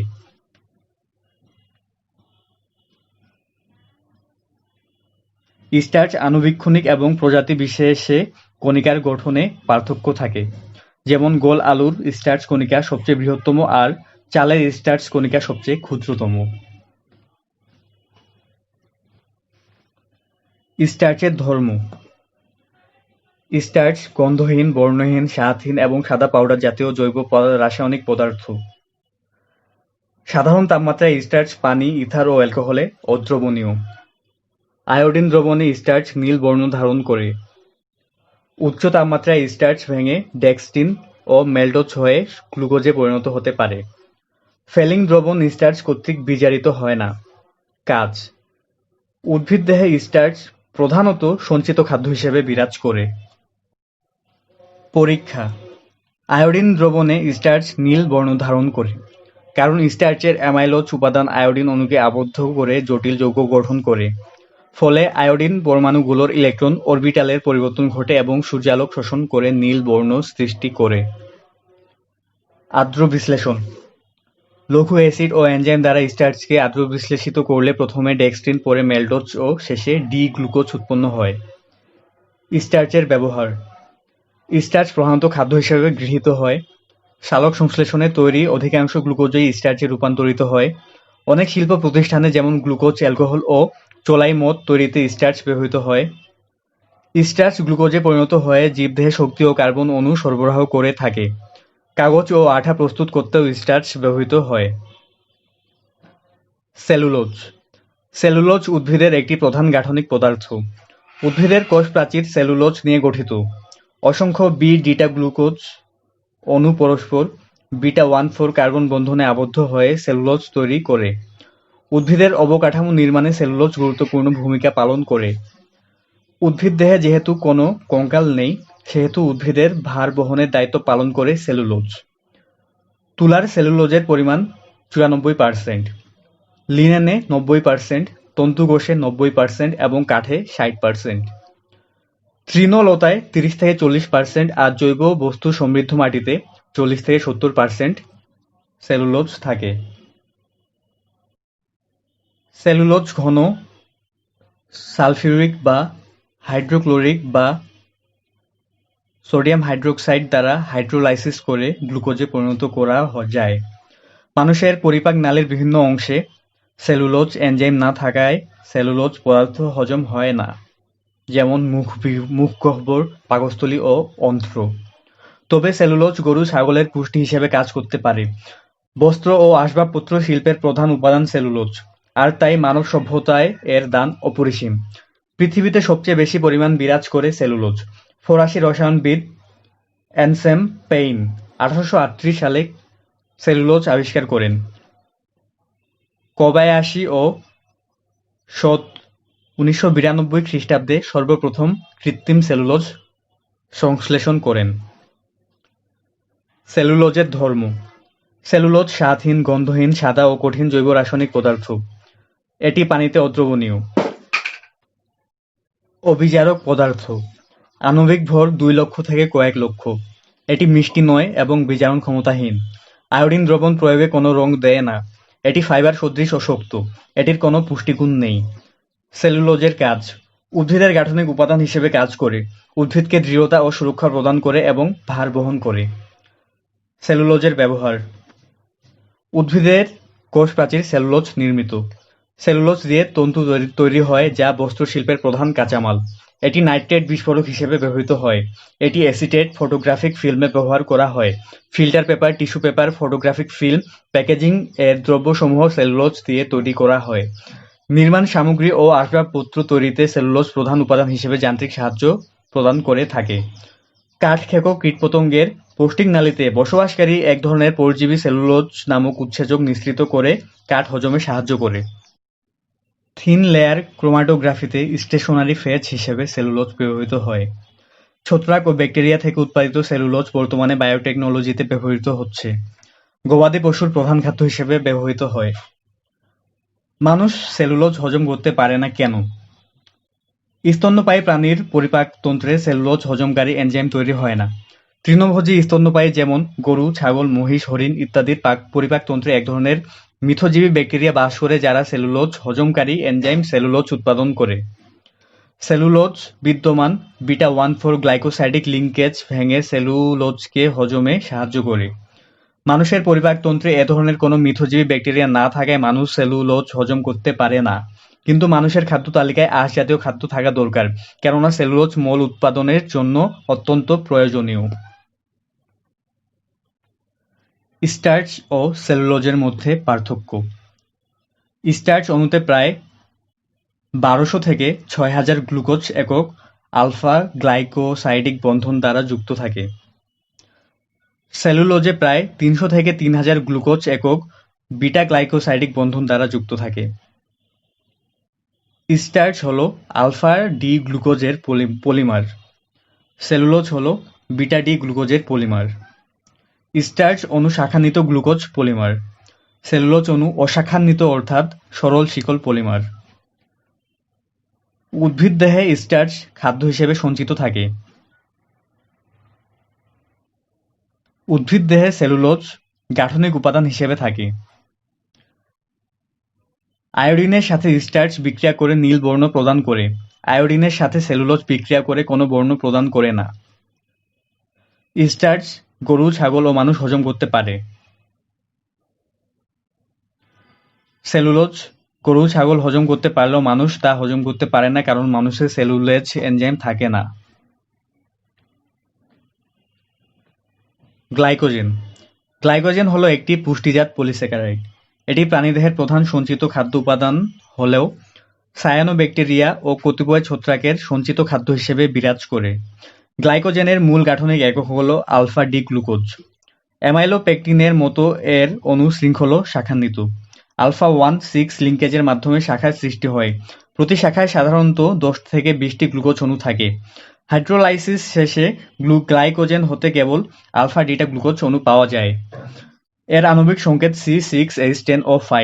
প্রাণীদেহের যকৃৎ ও মাংসপেশিতে বেশি করে গ্লাইকোজেন জমা থাকে, যা প্রয়োজনে গ্লুকোজে পরিণত হয়ে কার্বন ও শক্তি সরবরাহ করে। এজন্য গ্লাইকোজেনকে প্রাণীজ স্টার্চ বলে। ফরাসি শরীরতত্ত্ববিদ ক্লাউড বার্নার্ড 1857 সালে গ্লাইকোজেন আবিষ্কার করেন। গ্লাইকোজেনের ধর্ম। গ্লাইকোজেন পানিতে আংশিক দ্রবণীয়। এটি সাদা পাউডার জাতীয় জৈব রাসায়নিক পদার্থ। আয়োডিন দ্রবণ প্রয়োগে লালচে বেগুনি বর্ণ ধারণ করে। ঠান্ডা পানিতে একটি কলয়েড সাসপেনশন তৈরি করে। তাপ দিলে এর লাল বর্ণ চলে যায়। ঠান্ডা অবস্থায় কালো বর্ণ ফিরে আসে। আংশিক আর্দ্র বিশ্লেষিত হয়ে মেল্টোজ আর পূর্ণ আর্দ্র বিশ্লেষিত হয়ে আলফা ডি গ্লুকোজ অণু প্রদান করে। গ্লাইকোজেন গ্লাইকোলাইসিস প্রক্রিয়ায় আর্দ্র বিশ্লেষিত হয়ে গ্লুকোজ অণু সৃষ্টি করে। যকৃতের গ্লাইকোজেন গ্লুকোজে পরিণত হয়ে রক্তে প্রবাহিত হয় এবং রক্তে গ্লুকোজের স্বাভাবিক মাত্রা নিয়ন্ত্রণ করে। গ্লাইকোজেনের ব্যবহার। পেশিতে সঞ্চিত গ্লাইকোজেন পেশির কাজে শক্তি যোগায়। যকৃতের গ্লাইকোজেন ভেঙে গ্লুকোজে পরিণত করে। এটি রক্তে গ্লুকোজের স্বাভাবিক মাত্রা নিয়ন্ত্রণ করে। কাজ। সঞ্চিত খাদ্য হিসেবে কাজ করে। বিজারণ ক্ষমতার ভিত্তিতে কার্বোহাইড্রেট দুই প্রকার: রিডিউসিং সুগার বা বিজারক শর্করা, নন রিডিউসিং সুগার বা অবিজারক শর্করা। রিডিউসিং সুগার: যেসব কার্বোহাইড্রেটে কমপক্ষে একটি মুক্ত অ্যালডিহাইড বা কিটোন গ্রুপ থাকায় ক্ষারীয় আয়নকে বিজারিত করতে পারে তাদেরকে রিডিউসিং সুগার বা বিজারক শর্করা বলে, যেমন গ্লুকোজ, ফ্রুক্টোজ, ম্যানোজ প্রভৃতি। এরা বেনেডিক্ট দ্রবণ ও ফেলিং দ্রবণ দ্বারা বিজারিত হয়। নন রিডিউসিং সুগার বা অবিজারক শর্করা: যেসব কার্বোহাইড্রেটে একটিও মুক্ত অ্যালডিহাইড বা কিটোন গ্রুপ না থাকায় ক্ষারীয় আয়নকে বিজারিত করতে পারে না তাদেরকে নন রিডিউসিং সুগার বা অবিজারক শর্করা বলে, যেমন সুক্রোজ, ট্রিহ্যালোজ পলিস্যাকারাইড ইত্যাদি। সুক্রোজ আলফা ডি গ্লুকোজের 1 নং কার্বনের হাইড্রোক্সিল এবং বিটা ডি ফ্রুক্টোজের 2 নং কার্বনের হাইড্রোক্সিল থেকে এক অণু পানি অপসারিত হয়ে একটি অক্সিজেন ব্রিজ তৈরি হয়। এর ফলে এদের মুক্ত অ্যালডিহাইড ও কিটোন গ্রুপ থাকে না। এদেরকে প্রাথমিক অবস্থায় আর্দ্র বিশ্লেষণের প্রয়োজন হয়, এরপর অন্য যৌগকে বিজারিত করতে পারে। হেমিসেলুলোজ। উদ্ভিদের কোষ প্রাচীরে সেলুলোজ এবং পেকটিন পদার্থ ব্যতীত অন্য পলিস্যাকারাইডকে হেমিসেলুলোজ বলে। যেমন গ্লুকান, জাইলাম। কাইটিন, এটি নাইট্রোজেন বিশিষ্ট পলিস্যাকারাইড। এটি বিশ্বে প্রচুর পরিমাণে থাকা দ্রব্যের একটি। ছত্রাকের কোষ প্রাচীর এবং কাঁকড়া, লবস্টার ইত্যাদি বহিঃকঙ্কালে কাইটিন থাকে। কার্বোহাইড্রেট ডেরিভেটিভস, মূল গঠনে রাসায়নিক পরিবর্তন বা কোনো কার্যকর গ্রুপ যুক্ত হয়ে কিছু নতুন ধরনের কার্বোহাইড্রেটের উদ্ভব হয়। এরা হলো কার্বোহাইড্রেট ডেরিভেটিভস। ফ্রুক্টোজ এর হাইড্রোক্সিল গ্রুপের সাথে ফসফেট যুক্ত হয়ে ফ্রুক্টোজ 1,6-বিসফসফেট হয়ে থাকে। হাইড্রোক্সিল গ্রুপ অ্যামিনো গ্রুপ দ্বারা প্রতিস্থাপিত হয়ে গ্লুকোসামিন, গ্যালাক্টোসামিন হয়ে থাকে। তরুণাস্থির প্রধান দ্রব্য গ্যালাক্টোসামিন। গ্লুকোসামিন পলিমার হয়ে তৈরি করে কাইটিন, যা পতঙ্গ, কাঁকড়া, লবস্টার এবং ছত্রাক কোষ প্রাচীরের গাঠনিক পলিস্যাকারাইড। কাইটিন পৃথিবীতে প্রচুর পরিমাণে থাকা দ্রব্যের একটি। জীবদেহে কার্বোহাইড্রেট এর ভূমিকা। যে কোনো জীবদেহ নিয়ন্ত্রণকারী প্রধান জৈব রাসায়নিক পদার্থ হল ডিএনএ। কোষ বিভাজন থেকে শুরু করে সব ক্ষেত্রেই এর নিয়ন্ত্রণ। ডিএনএ গঠনের একটি উপাদান ডিঅক্সিরাইবোজ নামক কার্বোহাইড্রেট। ডিএনএ থেকে বার্তা নিয়ে জীবের বৈশিষ্ট্যের প্রকাশ ঘটায় আরএনএ। এর একটি গঠন উপাদান হল রাইবোজ নামক কার্বোহাইড্রেট। শ্বসন প্রক্রিয়ায় প্রাথমিক দ্রব্য হিসেবে ব্যবহৃত গ্লুকোজ, যা একটি কার্বোহাইড্রেট। জীবদেহের গাঠনিক বস্তু কাইটিন, সেলুলোজ, হেমিসেলুলোজ ইত্যাদি সবই কার্বোহাইড্রেট। আমাদের দেহের শক্তি প্রদানকারী প্রধান খাদ্য উপাদান হল কার্বোহাইড্রেট, অর্থাৎ জীবদেহে কার্বোহাইড্রেট এর ভূমিকা অত্যন্ত গুরুত্বপূর্ণ। Amino acid. অ্যামিনো অ্যাসিড হল অর্গানিক মলিকিউল যা প্রোটিনের গাঠনিক উপাদান হিসেবে কাজ করে। নোবেল পুরস্কার বিজয়ী বিজ্ঞানী ইমিল ফিশার ও ফ্রান্স হফমিস্টার 1902 খ্রিস্টাব্দে প্রোটিন অণুর গাঠনিক একক হিসেবে অ্যামিনো অ্যাসিড আবিষ্কার করেন। কোনো জৈব অ্যাসিডের এক বা একাধিক হাইড্রোজেন পরমাণুর অ্যামিনো গ্রুপ দ্বারা প্রতিস্থাপনের ফলে যে জৈব অ্যাসিড উৎপন্ন হয় তাকে অ্যামিনো অ্যাসিড বলা হয়। প্রতিটি অ্যামিনো অ্যাসিডে কমপক্ষে একটি অ্যামিনো গ্রুপ এবং একটি কার্বক্সিল গ্রুপ থাকে। এতে অন্যান্য সক্রিয় কার্যকরী গ্রুপও থাকতে পারে। কাজেই অ্যামিনো অ্যাসিডের কার্যকরী গ্রুপ কি কি তার উপর নির্ভর করে সেই অ্যাসিডের গুণাবলী। উদ্ভিদ দেহ বিভিন্ন প্রকার অ্যামিনো অ্যাসিড আছে। এর মধ্যে 20 প্রকার অ্যামিনো অ্যাসিড বিভিন্নভাবে সমন্বিত ও সজ্জিত হয়ে বিভিন্ন রকম প্রোটিন তৈরি করে। প্রোটিন গঠনকারী অ্যামিনো অ্যাসিডের সাধারণ গঠন। অ্যামিনো অ্যাসিড এর কার্বক্সিল গ্রুপ এর নিকটবর্তী কার্বন পরমাণুটিকে আলফা কার্বন বলা হয় এবং কার্বক্সিল গ্রুপটি আলফা কার্বনের সাথে যুক্ত থাকলে তাকে আলফা অ্যামিনো অ্যাসিড বলা হয়। অ্যামিনো অ্যাসিডের রাসায়নিক গঠন। অ্যামিনো অ্যাসিডের সাধারণ রাসায়নিক সংকেত হল আর, সিএইচ, এনএইচ2, সিওওএইচ। এখানে আর হলো একটি হাইড্রোজেন পরমাণু বা কার্বনযুক্ত কোনো জৈব যৌগ। অ্যামিনো অ্যাসিডে একটি অ্যামিনো গ্রুপ, একটি কার্বক্সিল গ্রুপ এবং একটি পার্শ্ব শিকল গ্রুপ থাকে। তবে কোনো কোনো অ্যামিনো অ্যাসিডে 2টি অ্যামিনো গ্রুপ কিংবা 2টি কার্বক্সিল গ্রুপ কিংবা সালফার থাকতে পারে। প্রকৃতিতে বেশিরভাগ অ্যামিনো অ্যাসিডই আলফা অ্যামিনো অ্যাসিড। আলফা কার্বনে সংযুক্ত আর গ্রুপ বিভিন্ন অ্যামিনো অ্যাসিডে বিভিন্ন রকম হয়। আর গ্রুপ CH2OH হলে অ্যামিনো অ্যাসিড সিরিন। আর গ্রুপ CH2SH হলে অ্যামিনো অ্যাসিড সিস্টিন। অ্যামিনো অ্যাসিডের বৈশিষ্ট্য। মানবদেহের প্রায় অ্যামিনো অ্যাসিডই আলফা অ্যামিনো অ্যাসিড। এরা পানিতে দ্রবণীয় কিন্তু অ্যালকোহলে অদ্রবণীয়। এরা স্বাদহীন, মিষ্টি বা তিক্ত পদার্থ। এরা বর্ণহীন, স্ফটিকিকার পদার্থ। মৃদু অ্যাসিড বা ক্ষারে অ্যামিনো অ্যাসিড লবণ সৃষ্টি করে। এরা উচ্চ গলনাঙ্ক বিশিষ্ট। বিশুদ্ধ প্রোটিনকে কোনো রাসায়নিক পদার্থ কিংবা এনজাইম এর সাহায্যে সম্পূর্ণ হাইড্রোলাইসিস করলে অ্যামিনো অ্যাসিড পাওয়া যায়। এক বা একাধিক ধরনের অ্যামিনো অ্যাসিড পেপটাইড বন্ধনের মাধ্যমে সংযুক্ত হয়ে প্রোটিন গঠন করে। অ্যাসিড ও ক্ষার বিশিষ্ট অ্যামিনো অ্যাসিডের মূলককে জুইটার আয়ন বলে। অ্যামিনো অ্যাসিডের শ্রেণীবিভাগ। উদ্ভিদ ও প্রাণীর দেহ মিলে সর্বমোট 28টির মতো অ্যামিনো অ্যাসিড রয়েছে। এগুলোকে মোটামুটি 3 ভাগে ভাগ করা হয়: aliphatic amino acid, aromatic amino acid ও heterocyclic amino acid. Aliphatic amino acid. Amino অ্যাসিডের পার্শ্ব শিকল গ্রুপটি অ্যালিফ্যাটিক যৌগের হলে তাকে অ্যালিফ্যাটিক অ্যামিনো অ্যাসিড বলে, যেমন glycine, alanine, valine. Aromatic amino acid. Amino অ্যাসিডের পার্শ্ব শিকল গ্রুপটি অ্যারোমেটিক যৌগের হলে তাকে অ্যারোমেটিক অ্যামিনো অ্যাসিড বলে, যেমন phenylalanine, tyrosine. Heterocyclic amino acid. Amino অ্যাসিডে অ্যালিফ্যাটিক ও অ্যারোমেটিক অ্যামিনো অ্যাসিডের বিপরীত ধর্ম পরিলক্ষিত হলে তাকে হেটেরোসাইক্লিক অ্যামিনো অ্যাসিড বলে, যেমন ট্রিপ্টোফ্যান, প্রোলিন, হিস্টিডিন। পোলার এবং নন পোলার অ্যামিনো অ্যাসিড। নন পোলার 10টি, যেমন অ্যালানিন, ভ্যালিন। পোলার আনচার্জড 5টি, যেমন সেরিন ও থ্রিওনিন। পোলার নেগেটিভ চার্জড 2টি, যেমন গ্লুটামিক অ্যাসিড। পোলার পজিটিভ চার্জড 3টি, যেমন লাইসিন ও হিস্টিডিন। সাধারণত 20টি অ্যামিনো অ্যাসিড বিভিন্ন প্রোটিন গঠন অংশগ্রহণ করে, এদেরকে বলা হয় প্রোটিন অ্যামিনো অ্যাসিড। এছাড়াও অনেক অ্যামিনো অ্যাসিড আছে যেগুলো প্রোটিন তৈরিতে অংশগ্রহণ করে না, এদেরকে বলা হয় non protein amino acid. Ornithine, citrulline, homoserine প্রভৃতি কিছু নন প্রোটিন অ্যামিনো অ্যাসিড। এদের কিছু ইউরিয়া সংশ্লেষে বিশেষ ভূমিকা পালন করে, আবার কিছু প্রোটিন অ্যামিনো অ্যাসিড সংশ্লেষে ব্যবহৃত হয়। প্রোটিনে হাইড্রোক্সি প্রোপিনের উপস্থিতি খুবই সীমিত, এটি বিরল অ্যামিনো অ্যাসিড। খাদ্যে উপস্থিতির প্রয়োজনীয়তার ভিত্তিতে অ্যামিনো অ্যাসিড 2 ভাগে বিভক্ত, যথা অত্যাবশ্যকীয় অ্যামিনো অ্যাসিড ও অনাত্যাবশ্যকীয় অ্যামিনো অ্যাসিড। অত্যাবশ্যকীয় অ্যামিনো অ্যাসিড এরা দেহাভ্যন্তরে সংশ্লেষিত হয় না, উদাহরণ leucine, isoleucine, lysine, threonine, valine, methionine, phenyl alanine এবং ট্রিপ্টোফ্যান। শিশুদের জন্য অত্যাবশ্যকীয় অ্যামিনো অ্যাসিড 10টি এবং স্বাভাবিক মানুষের জন্য 8টি। অনাত্যাবশ্যকীয় অ্যামিনো অ্যাসিড এরা দেহাভ্যন্তরে সংশ্লেষিত হতে পারে সংখ্যায় 12টি এবং শিশুদের ক্ষেত্রে সংখ্যায় 10টি।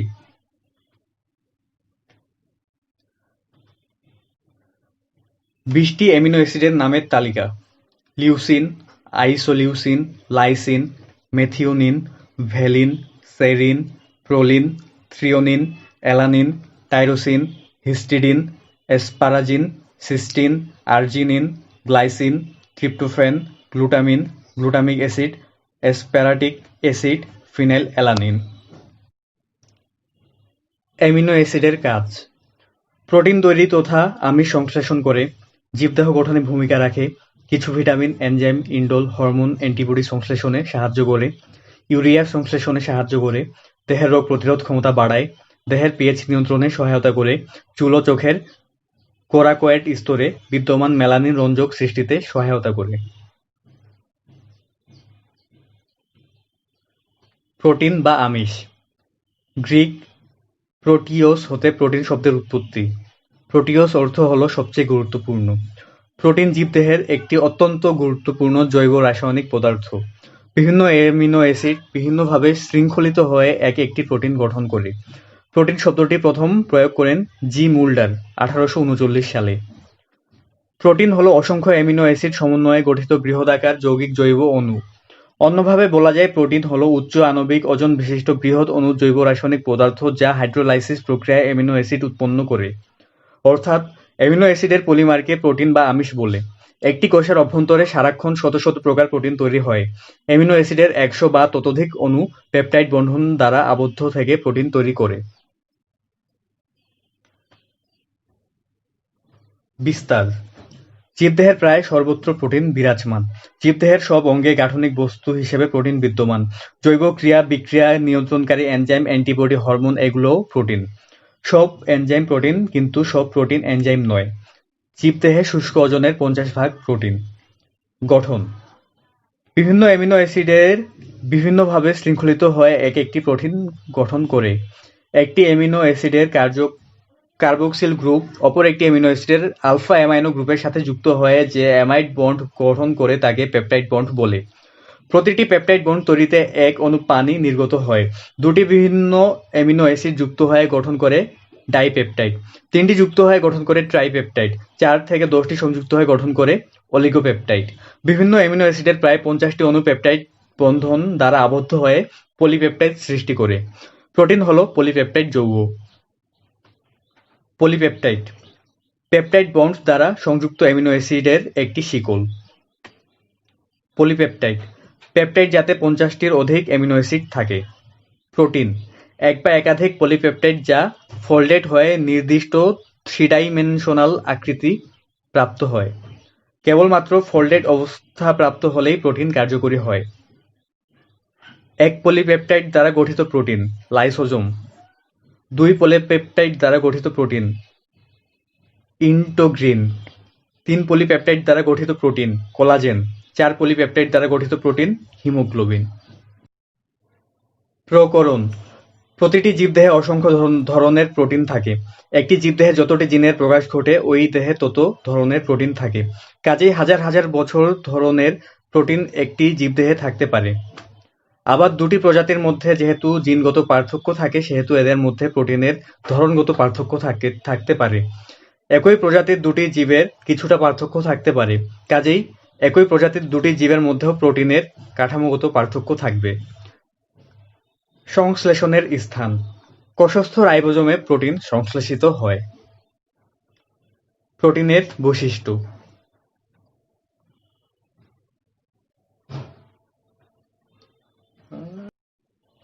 প্রোটিন কলয়েড প্রকৃতির, অধিকাংশ কেলাসিত। প্রোটিনকে আর্দ্র বিশ্লেষণ করলে অ্যাসিড, ক্ষার ও এনজাইম সহযোগে অ্যামিনো অ্যাসিড পাওয়া যায়। বহুবিধ ভৌত ও রাসায়নিক প্রক্রিয়ায় প্রোটিনের প্রকৃতির পরিবর্তন ঘটানো যায়। প্রোটিন পানিতে লঘু অ্যাসিডে, ক্ষার ও মৃদু লবণে দ্রবণে দ্রবণীয় কিন্তু অ্যালকোহলে অদ্রবণীয়। এটি কার্বন, হাইড্রোজেন, অক্সিজেন ও নাইট্রোজেন দিয়ে গঠিত। এছাড়াও এতে সালফার, আয়রন ও তামা থাকতে পারে। অ্যাসিড প্রয়োগ করলে প্রোটিন তঞ্চিত হয়, এতে আণবিক গঠন পরিবর্তিত হয়। প্রোটিন সাধারণত তড়িৎধর্মী ও বাফার দ্রবণ হিসেবে কাজ করে। প্রোটিনের মনোমার অ্যামিনো অ্যাসিডে ক্ষারীয় গ্রুপ এবং অম্লীয় গ্রুপ থাকে বলে এটি একই সাথে ক্ষারীয় ও অম্লীয় উভয় গুণ প্রকাশ করে। এজন্য একে অ্যামফোটেরিক প্রোটিন বলে। প্রোটিনের শ্রেণীবিভাগ: ইশ্চেরিচিয়া কোলি এর একটি কোষে ৩,০০০ ধরনের প্রোটিন থাকে। মানুষের দেহে প্রায় ১,০০,০০০ ধরনের প্রোটিন আছে যা ইকোলাই এর প্রোটিন থেকে আলাদা। প্রোটিনের বিশাল রাজ্যে শ্রেণীবিন্যাসের ভিত্তি বিভিন্ন প্রকার। জৈবিক কার্যাবলীর ভিত্তিতে প্রোটিন দুই প্রকার: গাঠনিক প্রোটিন ও কার্যকরী প্রোটিন। গাঠনিক প্রোটিন: এরা জীবদেহের বিভিন্ন অংশ গঠন করে, কোষ এবং টিস্যুর গঠনকে সুদৃঢ় করে। এ ধরনের প্রোটিন ত্বক, চুল, শিং, খুর, অন্তঃকঙ্কাল, যোজক টিস্যু ইত্যাদিতে পাওয়া যায়। উদাহরণ: কেরাটিন, কোলাজেন, অস্থি, টেন্ডন, যোজক টিস্যু ইত্যাদি। ফাইব্রাইন, সিল্ক ও মাকড়সার জাল। স্ক্লেরোটিন, পতঙ্গের বহিঃকঙ্কাল। কন্ট্রিন, তরুণাস্থিতে, সেইন, অস্থিতে। কার্যকরী প্রোটিন: এরা জীবদেহে বিভিন্ন বিপাকীয় কাজে অংশগ্রহণ করে। এদেরকে নিয়ন্ত্রক বা রেগুলেটরি প্রোটিনও বলা হয়, যেমন এনজাইম, হরমোন, ভিটামিন, শ্বাসরঞ্জক ইত্যাদি। আকৃতি অনুযায়ী আবার প্রোটিন দুই ধরনের: তন্তুময় প্রোটিন, গ্লোবিউলার প্রোটিন। তন্তুময় প্রোটিন: যখন পলিপেপটাইডগুলো প্রোটিনে সমান্তরালভাবে একটি অক্ষ বরাবর সজ্জিত থাকে তখন তা লম্বা তন্তুর আকার ধারণ করে। এমন আকৃতির প্রোটিনকে তন্তুময় প্রোটিন বলে, যেমন কেরাটিন, কোলাজেন, ফাইব্রাইন ইত্যাদি। গ্লোবিউলার প্রোটিন: যেসব প্রোটিনের গঠন গোলাকৃতির হয় তাদেরকে গ্লোবিউলার প্রোটিন বলা হয়, যেমন মায়োগ্লোবিন, ইনসুলিন, হিমোগ্লোবিন ইত্যাদি। গঠন অনুসারে প্রোটিন চার প্রকার: প্রাইমারি, সেকেন্ডারি, টারশিয়ারি ও কোয়াটারনারি। ভৌত রাসায়নিক গুণাবলী ও দ্রবণীয়তার ভিত্তিতে। আধুনিক তথ্য অনুসারে ভৌত রাসায়নিক গুণাবলী ও দ্রবণীয়তার ভিত্তিতে প্রোটিনকে তিন ভাগে ভাগ করা হয়: সরল প্রোটিন, যুগ্ম প্রোটিন ও উদ্ভূত প্রোটিন। সরল প্রোটিন: যে প্রোটিনকে এনজাইম বা অ্যাসিড দিয়ে আর্দ্র বিশ্লেষণ করলে অ্যামিনো অ্যাসিড ছাড়া অন্য কিছু পাওয়া যায় না তাকে সরল প্রোটিন বলা হয়। দ্রবণীয়তার উপর ভিত্তি করে সরল প্রোটিনকে আবার ৭ ভাগে ভাগ করা হয়ে থাকে। এগুলো হচ্ছে: অ্যালবিউমিন, গ্লোবিউলিন, গ্লুটামিন, প্রোলামিন,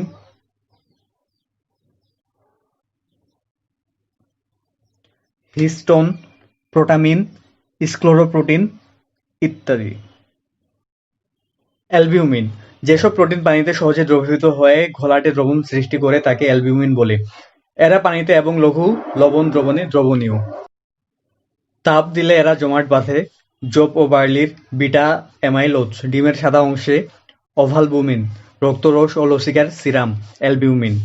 দুধের ল্যাক্টালবুমিন, গম বীজে লিউকোসিন, শিম বীজে লিগুমেলিন মাংসপেশির মায়োঅ্যালবিউমিন ইত্যাদি অ্যালবিউমিন প্রোটিনের উদাহরণ।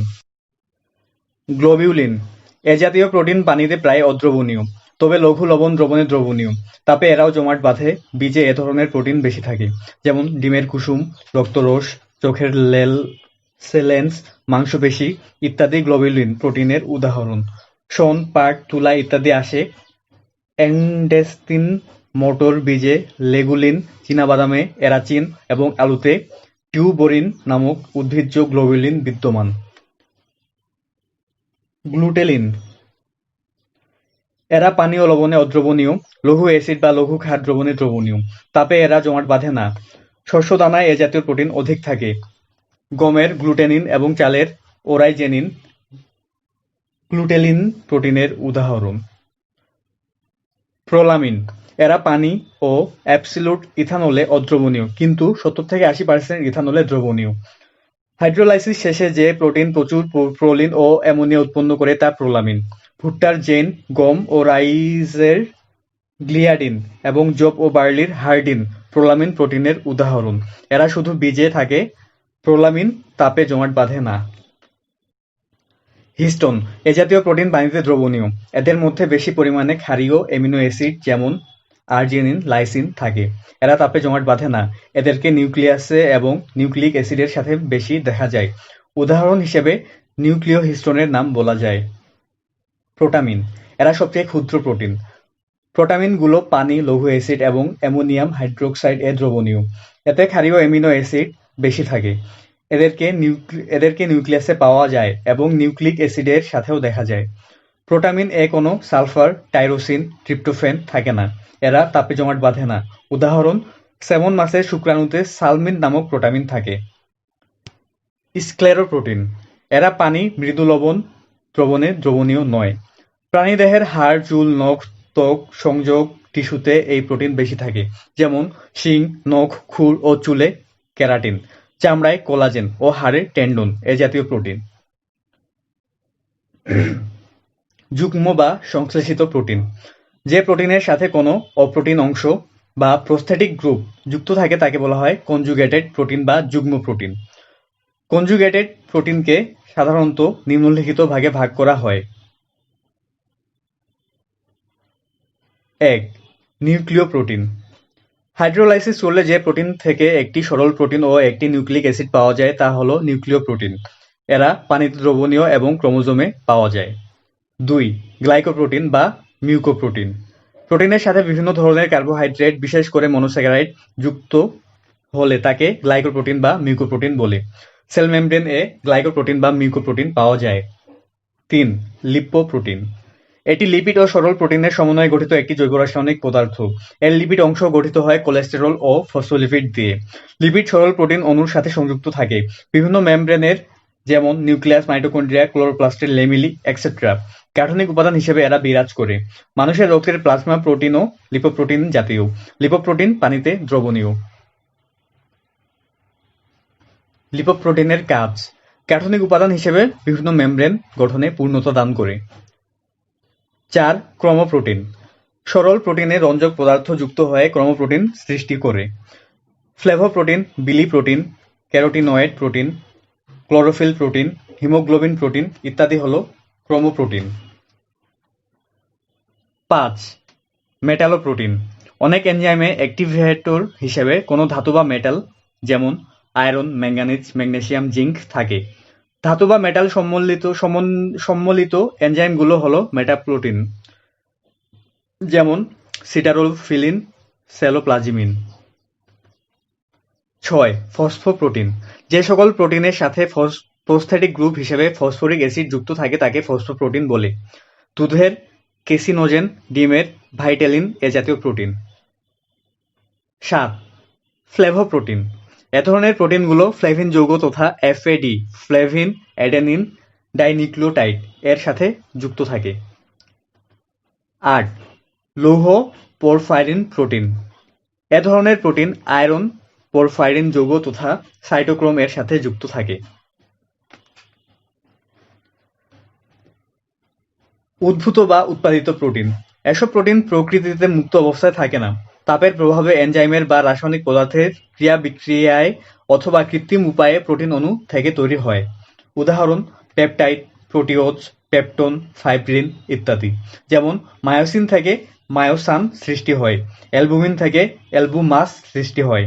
আবার গুণগত বৈশিষ্ট্যের ভিত্তিতে প্রোটিন দুই প্রকার, একটি হচ্ছে প্রথম শ্রেণীর প্রোটিন, দ্বিতীয়টি হচ্ছে দ্বিতীয় শ্রেণীর প্রোটিন। প্রথম শ্রেণীর প্রোটিন: যেসব প্রোটিনে সব কয়টি অ্যামিনো অ্যাসিড থাকে তাদের প্রথম শ্রেণীর প্রোটিন বলে। যেমন মাছ, মাংস, ডিম, দুধ, বাদাম, সয়াবিন সহ অধিকাংশ প্রাণীজ প্রোটিন। দ্বিতীয় শ্রেণীর প্রোটিন: যেসব প্রোটিনে সবগুলো অপরিহার্য অ্যামিনো অ্যাসিড থাকে না এদের দ্বিতীয় শ্রেণীর প্রোটিন বলে। যেমন সামান্য কিছু ব্যতিক্রম ছাড়া সকল উদ্ভিজ্জ প্রোটিন। প্রোটিনের রাসায়নিক উপাদান: 20 প্রকার অ্যামিনো অ্যাসিডই প্রোটিনের প্রধান রাসায়নিক উপাদান। এছাড়া যুগ্ম প্রোটিনে প্রস্থেটিক গ্রুপ হিসেবে লিপিড, কার্বোহাইড্রেট, নিউক্লিক অ্যাসিড ইত্যাদি থাকে। প্রোটিনের কাজ: জীবদেহের গাঠনিক উপাদান হিসেবে কাজ করে, যেমন কোলাজেন। কোষে প্রোটিন সঞ্চিত খাদ্য হিসেবে কাজ করে এবং প্রয়োজনে শক্তি উৎপাদন করে। বিভিন্ন অঙ্গাণু এবং কোষ ঝিল্লি গঠনে কাজ করে। এনজাইম হিসেবে জীবদেহের ক্রিয়া-বিক্রিয়া নিয়ন্ত্রণ করে তথা জীবদেহকে সচল রাখে, যেমন রুবিস্কো। অ্যান্টিবডির গাঠনিক উপাদান হিসেবে দেহের প্রতিরোধ ক্ষমতা সৃষ্টি করে এবং দেহকে রোগমুক্ত রাখে। জীবদেহের প্রয়োজনীয় হরমোন উৎপন্ন করে, যেমন ইনসুলিন। হিস্টোন প্রোটিন নিউক্লিয়াস এবং নিউক্লিক অ্যাসিডকে কার্যকর করে। কিছু প্রোটিন বিষাক্ত হওয়ায় অনেক জীব তা খেয়ে মারা যায়। সাপের বিষের প্রোটিন: যে সকল উদ্ভিদে বিষাক্ত প্রোটিন থাকে তারা অনেক পশু পাখির আক্রমণ থেকে রক্ষা পায়। হিমোগ্লোবিন প্রোটিন প্রাণীদেহের সমস্ত কোষে অক্সিজেন সঞ্চালন করে। মানবদেহের পেপটাইড থেকে উৎপাদিত প্রোটিন ডিফেন্সিভ অ্যান্টিবডি হিসেবে কাজ করে। পিগমেন্ট হিসেবে কাজ করে অনেক প্রোটিন, যেমন রোডোপসিন। ইন্টারফেরন একটি কোষীয় প্রোটিন। এটি ভাইরাস আক্রমণে স্বতঃস্ফূর্তভাবে দেহ তৈরি করে। ধারণা করা হচ্ছে ইন্টারফেরন ক্যান্সার ও ভাইরাসজনিত রোগে নিরাময় হিসেবে ব্যবহার করা যেতে পারে। 1 গ্রাম প্রোটিনে জারণে 4.1 কিলোক্যালোরি শক্তি উৎপন্ন হয়। জীবদেহে প্রোটিনের ভূমিকা: জীবদেহে প্রোটিনের ভূমিকা অত্যাবশ্যকীয়ভাবে গুরুত্বপূর্ণ। এটি দেহের গঠন উপাদানের একটি বড় অংশ। প্রোটিন ছাড়া দেহাঙ্গ বা অঙ্গাণুর সঠিক গঠন সম্ভব নয়। সজীব দেহ কতগুলো রাসায়নিক ক্রিয়া-বিক্রিয়ার সমষ্টি মাত্র, আর এসব ক্রিয়া-বিক্রিয়া এনজাইম কর্তৃক নিয়ন্ত্রিত। সব এনজাইমই প্রোটিন। জিন এর বৈশিষ্ট্য প্রকাশ ঘটে প্রোটিনের মাধ্যমে, আর বৈশিষ্ট্য প্রকাশ ছাড়া জীবের অস্তিত্ব নেই। জীবদেহের বিভিন্ন কার্যক্রম নিয়ন্ত্রণে বিভিন্ন হরমোন বিশেষ বিশেষ ভূমিকা পালন করে থাকে, যেমন ইনসুলিন, হিমোগ্লোবিন ইত্যাদি। অধিকাংশ হরমোনই প্রোটিন। দেহের ইমিউন সিস্টেমও প্রোটিন নির্ভর। প্রোটিন দেহের শক্তির উৎস হিসেবেও কাজ করে। কোষচক্র সম্পন্ন করতেও প্রোটিনের প্রয়োজন হয়। ট্রান্সক্রিপশন সম্পন্ন করতেও প্রোটিনের প্রয়োজন হয়। বিভিন্ন ধরনের ক্যান্সার এর কারণ হিসেবে ভাইরাস চিহ্নিত হয়েছে। ইন্টারফেরন নামক বিশেষ প্রোটিন ভাইরাস প্রতিরোধক হিসেবে ব্লাড ক্যান্সার নিরাময়ে ব্যবহৃত হয়। রোগ জীবাণু ধ্বংস ও নিয়ন্ত্রণের জন্য পোষক দেহে যে অ্যান্টিবডি তৈরি হয় তা সংশ্লেষ করতে প্রোটিন এর প্রয়োজন হয়। বিভিন্ন জীবের বিপাকীয় বিক্রিয়ায় প্রোটিন থেকে বিষাক্ত পদার্থ উৎপন্ন হয়। এসব পদার্থ জীবের আত্মরক্ষার জন্য বিশেষ সহায়ক, যেমন সাপের বিষ বা ভেনম। মস্তিষ্কে উৎপন্ন এন্ডোরফিন ব্যথানাশক হিসেবে ব্যবহৃত হয়। অতি সম্প্রতি আবিষ্কৃত ঘুম আনয়নকারী এস ফ্যাক্টর বিশেষ ধরনের প্রোটিন বলে প্রমাণিত হয়েছে। প্রোটিওমস: কোষ, টিস্যু বা জীব কর্তৃক উৎপাদিত সকল প্রোটিনের সমষ্টি হল প্রোটিওম। একটি জীবের বিভিন্ন কোষ বিভিন্ন রকম প্রোটিনের তৈরি করে থাকে। এমনকি একটি নির্দিষ্ট কোষও বিভিন্ন কারণে ভিন্ন ভিন্ন প্রোটিন তৈরি করে। তাই প্রোটিওম পরিবর্তনশীল, অথচ জিনোম অপরিবর্তনীয়। খাদ্য তালিকায় প্রোটিন: আমাদের খাদ্য তালিকায় প্রোটিন জাতীয় খাবার রাখা অপরিহার্য, কারণ শরীর গঠনে প্রোটিনের ভূমিকা মুখ্য। বিভিন্ন প্রকার খাদ্যে প্রোটিনের পরিমাণ বিভিন্ন রকম। পরিমাণের দিক থেকে সবচেয়ে বেশি প্রোটিন থাকে বিভিন্ন ডাল জাতীয় খাবারে, কিন্তু এরপরও পুষ্টিবিজ্ঞানীগণ প্রাণীজ প্রোটিনকে প্রাধান্য দিয়ে থাকেন। প্রোটিন তৈরি হয় 20 প্রকার অ্যামিনো অ্যাসিড দিয়ে। গাঠনিক ইউনিট হিসেবে এই 20 প্রকার অ্যামিনো অ্যাসিডই অত্যাবশ্যকীয়। মানবদেহের চাহিদা অনুসারে মাত্র 8টি amino acid, leucine, isoleucine, lysine, methionine, threonine, valine, phenyl alanine ও ট্রিপ্টোফ্যান কে অত্যাবশ্যকীয় অ্যামিনো অ্যাসিড বলা হয়। বাকি 12টি অ্যামিনো অ্যাসিড আমাদের দেহাভ্যন্তরে সংশ্লেষিত হতে পারে, কিন্তু উক্ত 8টি অ্যামিনো অ্যাসিড আমাদের দেহাভ্যন্তরে সংশ্লেষিত হতে পারে না। খাদ্যের মাধ্যমে দেহে গ্রহণ করা হয়। শিশুদের জন্য অর্জিনিন এবং হিস্টিডিন অত্যাবশ্যকীয়। পূর্ণতা প্রাপ্তির আগে জন্মানো শিশুদের অর্জিনিন তৈরি প্রক্রিয়ার সূচনা হয় না, তাই খাদ্যের মাধ্যমেই পূরণ করতে হয়। শিশুদের জন্য অত্যাবশ্যকীয় অ্যামিনো অ্যাসিড 10টি। সব প্রোটিনে সব অ্যামিনো অ্যাসিড থাকে না, তাই যেসব প্রোটিনে সবকটি অত্যাবশ্যকীয় অ্যামিনো অ্যাসিড থাকে খাদ্য তালিকায় সেগুলোই প্রাধান্য দেওয়া উচিত। এদিক থেকে প্রাণীজ প্রোটিনই মাছ, মাংস, দুধ, ডিম ইত্যাদি অগ্রগামী, উৎকৃষ্ট, এবং উদ্ভিজ্জ প্রোটিন অনুগামী, যেমন ডাল। প্রকৃতপক্ষে প্রোটিনের মান বিচারে অত্যাবশ্যকীয় অ্যামিনো অ্যাসিড সমূহের উপস্থিতি প্রধান বিবেচ্য বিষয় নয়। অত্যাবশ্যকীয় 8টি অ্যামিনো অ্যাসিডের একটিও যদি মিনিমাম আদর্শ পরিমাণের চেয়ে কম থাকে তাহলে এর মান কমে যায়, কারণ দেহ সঠিক পরিমাণে তা শোষণ করতে পারে না। মানের দিক থেকে উদ্ভিজ্জ প্রোটিন পিছনে থাকার এটিই কারণ। আদর্শ প্রোটিন পাওয়া যায় ডিম এবং দুধে, তাই এ দুটি আদর্শ খাবার। চালের প্রোটিন এবং ডালের প্রোটিন একসাথে হলে একটির অভাব অপরটি কিছুটা পূরণ করে, তাই চাল ডালের খিচুড়ির পুষ্টিমান ভাত এবং ডালের চেয়ে উপরে। লিপিড বা স্নেহ জাতীয় পদার্থ। উদ্ভিদ ও প্রাণীদেহে বিদ্যমান একটি গুরুত্বপূর্ণ জৈব রাসায়নিক পদার্থের নাম লিপিড। কার্বোহাইড্রেটের মতো লিপিডও কার্বন, হাইড্রোজেন ও অক্সিজেন নিয়ে গঠিত। উদ্ভিদ দেহে বিশেষ করে ফল ও বীজে অধিক পরিমাণে লিপিড সঞ্চিত থাকে। কার্বন, হাইড্রোজেন ও অক্সিজেনের সমন্বয়ে গঠিত স্নেহ জাতীয় পদার্থকে লিপিড বলা হয়। অন্যভাবে রাসায়নিকভাবে অ্যালকোহল ও ফ্যাটি অ্যাসিডের এস্টারকে লিপিড বলে। লিপিড প্রধানত স্নেহ ও তেল রূপে বিদ্যমান থাকে। সাধারণ তাপমাত্রায় কতিপয় লিপিড শক্ত থাকে এবং 220°C তাপমাত্রায় কতিপয় লিপিড তরল থাকে। শক্ত ও কঠিন লিপিডকে স্নেহ বা চর্বি এবং তরল লিপিডকে তেল বলা হয়। লিপিডের নির্দিষ্ট কোনো গলনাঙ্ক নেই। প্রাণীজ চর্বি, ঘি, মাখন, দুধ লিপিডের প্রাণীজ উৎস। অপরদিকে উদ্ভিদ জগতে সরিষা, তিল, সয়াবিন, নারিকেল, সূর্যমুখী, বাদাম, জলপাই, পাম অয়েল ইত্যাদি বীজে লিপিড সঞ্চিত থাকে। আকন্দ, ভেড়ার লোম, হাঙর, মৌচাক ও তিমির দেহে প্রচুর লিপিড থাকে। লিপিড এর বৈশিষ্ট্য। লিপিড বর্ণহীন, গন্ধহীন ও স্বাদহীন। লিপিড পানিতে অদ্রবণীয়। এরা ether, alcohol, benzene, chloroform, acetone, petroleum ইত্যাদি দ্রবণে দ্রবণীয়। এরা ফ্যাটি অ্যাসিডের এস্টার হিসেবে বিরাজ করে। লিপিড পানির চেয়ে হালকা, তাই পানিতে ভাসে। হাইড্রোলাইসিস শেষে এরা ফ্যাটি অ্যাসিড ও গ্লিসারলে পরিণত হয়। লিপিডের আণবিক ওজন বৃদ্ধির সাথে সাথে গলনাঙ্ক বৃদ্ধি পেয়ে থাকে। লিপিডের কোনো নির্দিষ্ট গলনাঙ্ক নেই। লিপিডের সাথে সুডান-3 দ্রবণ যোগ করলে লাল বর্ণ ধারণ করে। সাধারণ উষ্ণতায় 20°C কিছু লিপিড তরল এবং কিছু লিপিড কঠিন অবস্থায় থাকে। লিপিড এর গঠন। সাধারণভাবে গ্লিসারল ও ফ্যাটি অ্যাসিডের সমন্বয়ে লিপিড গঠিত হয়। ফসফোলিপিড ও গ্লিসারল ও ফ্যাটি অ্যাসিড ছাড়া ফসফরাস ও নাইট্রোজেন বেস থাকে। গ্লাইকোলিপিডে ফ্যাটি অ্যাসিড, সুগার ও নাইট্রোজেন ঘটিত পদার্থ থাকে। মোম জাতীয় লিপিড গ্লিসারল এর পরিবর্তে অ্যালকোহল বা কোলেস্টেরল থাকে। লিপিড এর কাজ। চর্বি ও তেল জাতীয় লিপিড উদ্ভিদ দেহে সঞ্চিত খাদ্য হিসেবে জমা থাকে। বিভিন্ন তেল বীজের অঙ্কুরোদ্গমকালে লিপিড খাদ্যরূপে গৃহীত হয়, যেমন সরিষা, তিল, সয়াবিন ইত্যাদি। এদের বীজাণুকালে অধিক এটিপি তৈরি হয়। ফসফোলিপিড বিভিন্ন মেমব্রেন গঠনে উপাদান হিসেবে কাজ করে। মোম জাতীয় লিপিড পাতার বহিরাবরণের স্তর কিউটিকল সৃষ্টি করে অতিরিক্ত প্রশোধন রোধ করে। কতিপয় এনজাইমের প্রস্থেটিক গ্রুপ হিসেবে ফসফোলিপিড কাজ করে। এছাড়া ফসফোলিপিড আয়নের বাহক হিসেবেও কাজ করে। সালোক সংশ্লেষণে গ্লাইকোলিপিড বিশেষ ভূমিকা পালন করে। প্রোটিনের সাথে যুক্ত হয়ে লিপোপ্রোটিন গঠন করে এবং লিপোপ্রোটিন শক্তি উৎপাদন প্রক্রিয়ার সাথে জড়িত থাকে। লিপিড এর শ্রেণীবিভাগ। Classification of lipid. রাসায়নিক গঠন প্রকৃতি অনুসারে লিপিড 3 প্রকার: সরল লিপিড, যৌগিক লিপিড, উদ্ভূত বা উৎপাদিত লিপিড।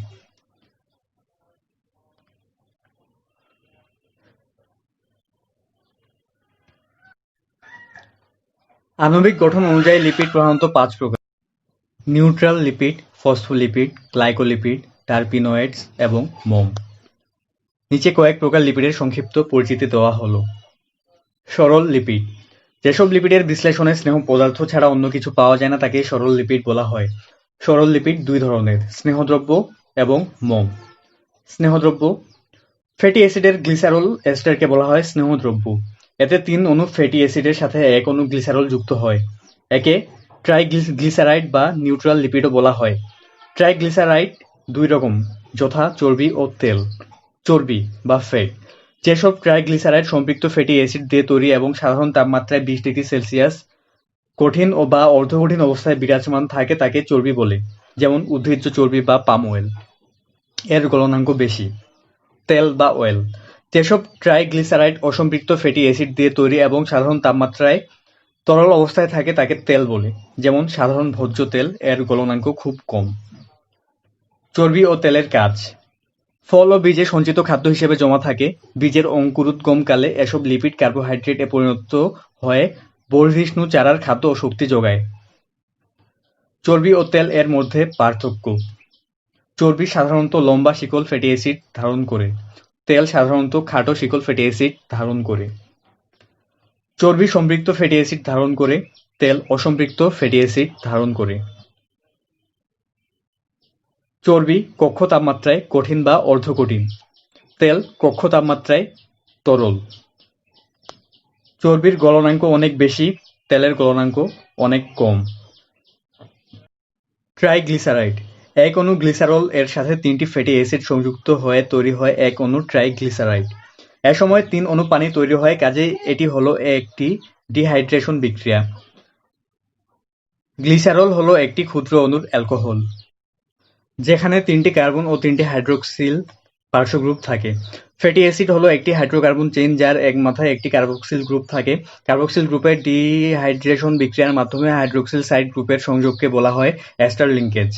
ফ্যাটি অ্যাসিড চেইন এ কোনো ডাবল বন্ড থাকে না, তাকে বলে স্যাচুরেটেড ফ্যাটি অ্যাসিড, যেমন স্টেরিক অ্যাসিড।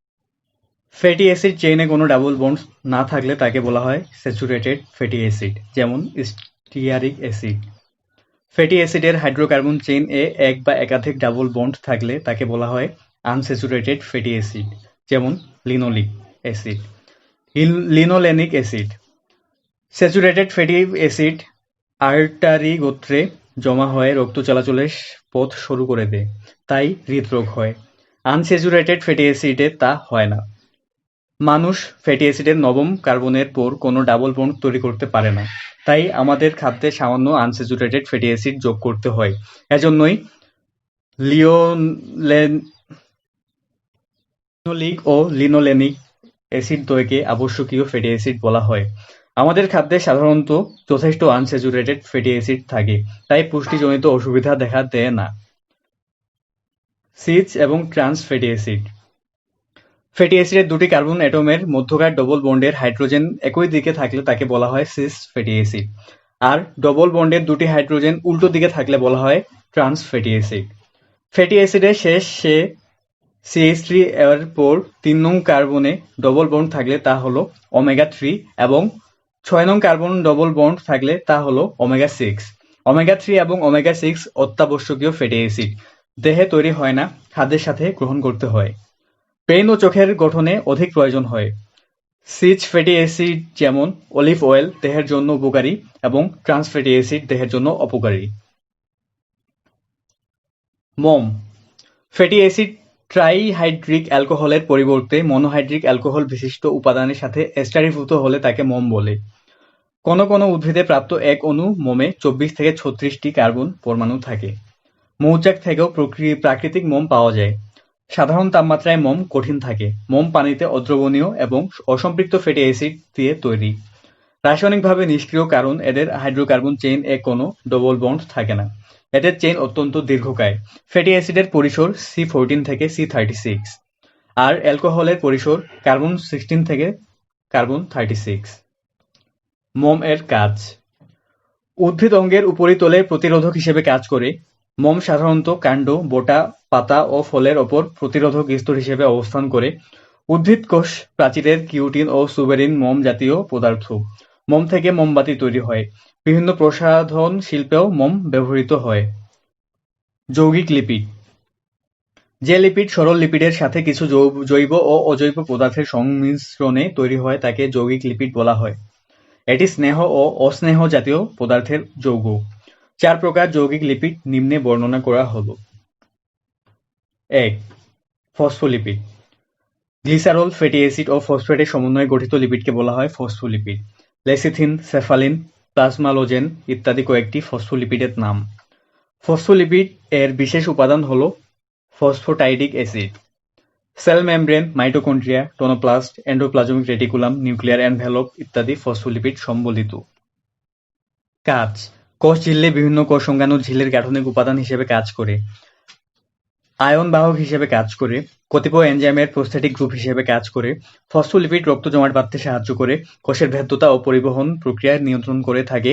উদ্ভিজ্জ তেল ফসফোলিপিড সমৃদ্ধ। গ্লাইকোলিপিড। সরল লিপিডের সাথে যখন কার্বোহাইড্রেট যুক্ত থাকে তখন তাকে গ্লাইকোলিপিড বলে। এতে ফসফেটের পরিবর্তে গ্যালাক্টোজ বা গ্লুকোজ থাকে। উদ্ভিদের ফটোসিনথেটিক অঙ্গে ফসফোলিপিড অপেক্ষা গ্লাইকোলিপিড বেশি থাকে। ক্লোরোপ্লাস্টের মেমব্রেন গ্লাইকোলিপিড অধিক থাকে। এতে গ্যালাক্টোজ থাকলে তাকে গ্যালাক্টোলিপিড বলে। সূর্যমুখী ও তুলার বীজ থেকে গ্লাইকোলিপিড শনাক্ত করা হয়েছে। গ্লাইকোপ্রোটিন ও গ্লাইকোলিপিডকে মিলিতভাবে গ্লাইকোক্যালিক্স বলা হয়। লিপিডের সাথে গ্যালাক্টোজ যুক্ত থাকলে তাকে গ্যালাক্টোলিপিড বলে। কাজ: ফটোসিনথেটিক অঙ্গাণু গঠনে ভূমিকা রাখে, ফটোসিনথেসিস প্রক্রিয়ায় সাহায্য করে। 3. সালফোলিপিড। যে গ্লাইকোলিপিডে সালফার থাকে তাকে সালফোলিপিড বলে। উদ্ভিদে প্রচুর পরিমাণ এই জৈব যৌগটি পাওয়া যায়। ক্লোরোপ্লাস্টে এর উপস্থিতি সীমাবদ্ধ থাকে। 4. লিপোপ্রোটিন। লিপিডের সাথে প্রোটিন যুক্ত হয়ে যে জৈব রাসায়নিক পদার্থ গঠন করে তাকে লিপোপ্রোটিন বলে। অধিকাংশ ক্ষেত্রে এদের লিপিড অংশ কোলেস্টেরল, এস্টার এবং ফসফোলিপিড দিয়ে গঠিত থাকে। কোষের মাইটোকন্ড্রিয়া ও ক্লোরোপ্লাস্ট আবরণীতে লিপোপ্রোটিন থাকে। লিপোপ্রোটিনের কাজ: কোষ অঙ্গাণুর গাঠনিক উপাদান হিসেবে বিদ্যমান। লিপোপ্রোটিন মাইটোকন্ড্রিয়াতে ইলেকট্রন ট্রান্সপোর্ট চেইন ইটিসি এর সাথে জড়িত থেকে শক্তি উৎপাদনে সাহায্য করে। Lipid profile. রক্তে কোলেস্টেরল ও চর্বির মাত্রা দেখতে লিপিড প্রোফাইল পরীক্ষাটি করা হয়। লিপিড প্রোফাইল পরীক্ষায় total cholesterol, low density lipoprotein LDL, high density lipoprotein HDL ও ট্রাইগ্লিসারাইড টিজি এর মাত্রা দেখা হয়।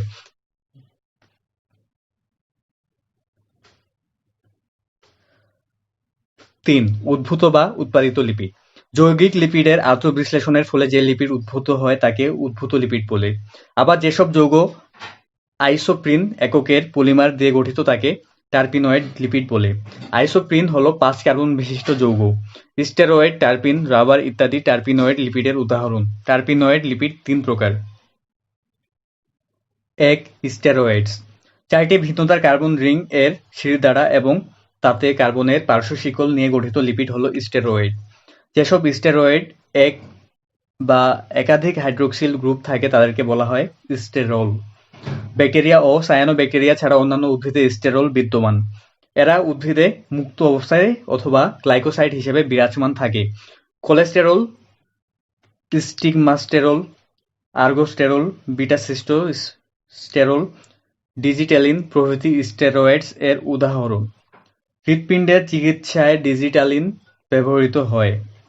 নিউরোস্পোরা ও ইস্ট ও আর্গোস্টেরল পাওয়া যায়। আলু, চুপড়ি আলুতে সর্বোচ্চ পরিমাণে কোলেস্টেরল পাওয়া যায়। অধিক পরিমাণ কোলেস্টেরল প্রাণীদেহে পাওয়া যায়। 2. কোলেস্টেরল। কোলেস্টেরল হলো সকল প্রাণীর চর্বিতে বিদ্যমান একটি সাধারণ স্টেরল বা প্লাজমা মেমব্রেনের অতি প্রয়োজনীয় উপাদান। পিত্তের প্রধান উপাদান এবং ভিটামিন ডি এর পূর্বসূচক। কোলেস্টেরল 2 প্রকার: লো ডেনসিটি লিপোপ্রোটিন বা এলডিএল এবং হাই ডেনসিটি লিপোপ্রোটিন বা এইচডিএল। মানুষের রক্তে কোলেস্টেরল বেশি থাকা ক্ষতিকর। রক্তে স্বাভাবিক মাত্রা 0.15 থেকে 1.20%। রক্তে এইচডিএল বেশি থাকা মন্দ নয়, তবে এলডিএল বেশি থাকা খুবই ক্ষতিকর। স্ত্রী লোকের রক্তে এইচডিএল বেশি থাকে এবং এলডিএল কম থাকে। এজন্য পুরুষ লোক অপেক্ষা স্ত্রী লোকের হৃদরোগ কম হয়। কোলেস্টেরল এর মাত্রা বেশি থাকলে রক্তনালী সরু হয়, হৃদযন্ত্র রক্ত চলাচল কমে যায়, ফলে করোনারি থ্রম্বোসিস নামক হৃদরোগ হয়। রক্তে অতিমাত্রায় কোলেস্টেরল ধমনীর লুমেন বন্ধ করে দিতে পারে। মানুষের রক্তে এইচডিএল এর মাত্রা বেশি থাকা ভালো, তবে এলডিএল এর মাত্রা 100 mg এর কম থাকা ভালো। কোলেস্টেরল এর কাজ। বিভিন্ন প্রকার চিকিৎসায় স্টেরয়েড ব্যবহৃত হয়।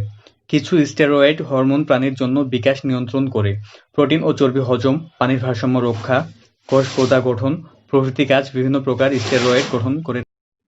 টারপিনস 10 থেকে 40টি কার্বন পরমাণু বিশিষ্ট আইসোপ্রিনোয়েড যৌগকে টারপিনস বলে। এর সাধারণ সংকেত হল C5H8। পুদিনা, তুলসী ইত্যাদিতে উদ্বায়ী তেল হিসেবে টারপিনস পাওয়া যায়। কাজ: সুগন্ধি, প্রসাধনী সামগ্রী তৈরিতে ও বার্নিশের কাজে ব্যবহৃত হয়। রাবার: প্রায় 3000 থেকে 6000 আইসোপ্রিন একক যুক্ত হয়ে রাবার তৈরি হয়।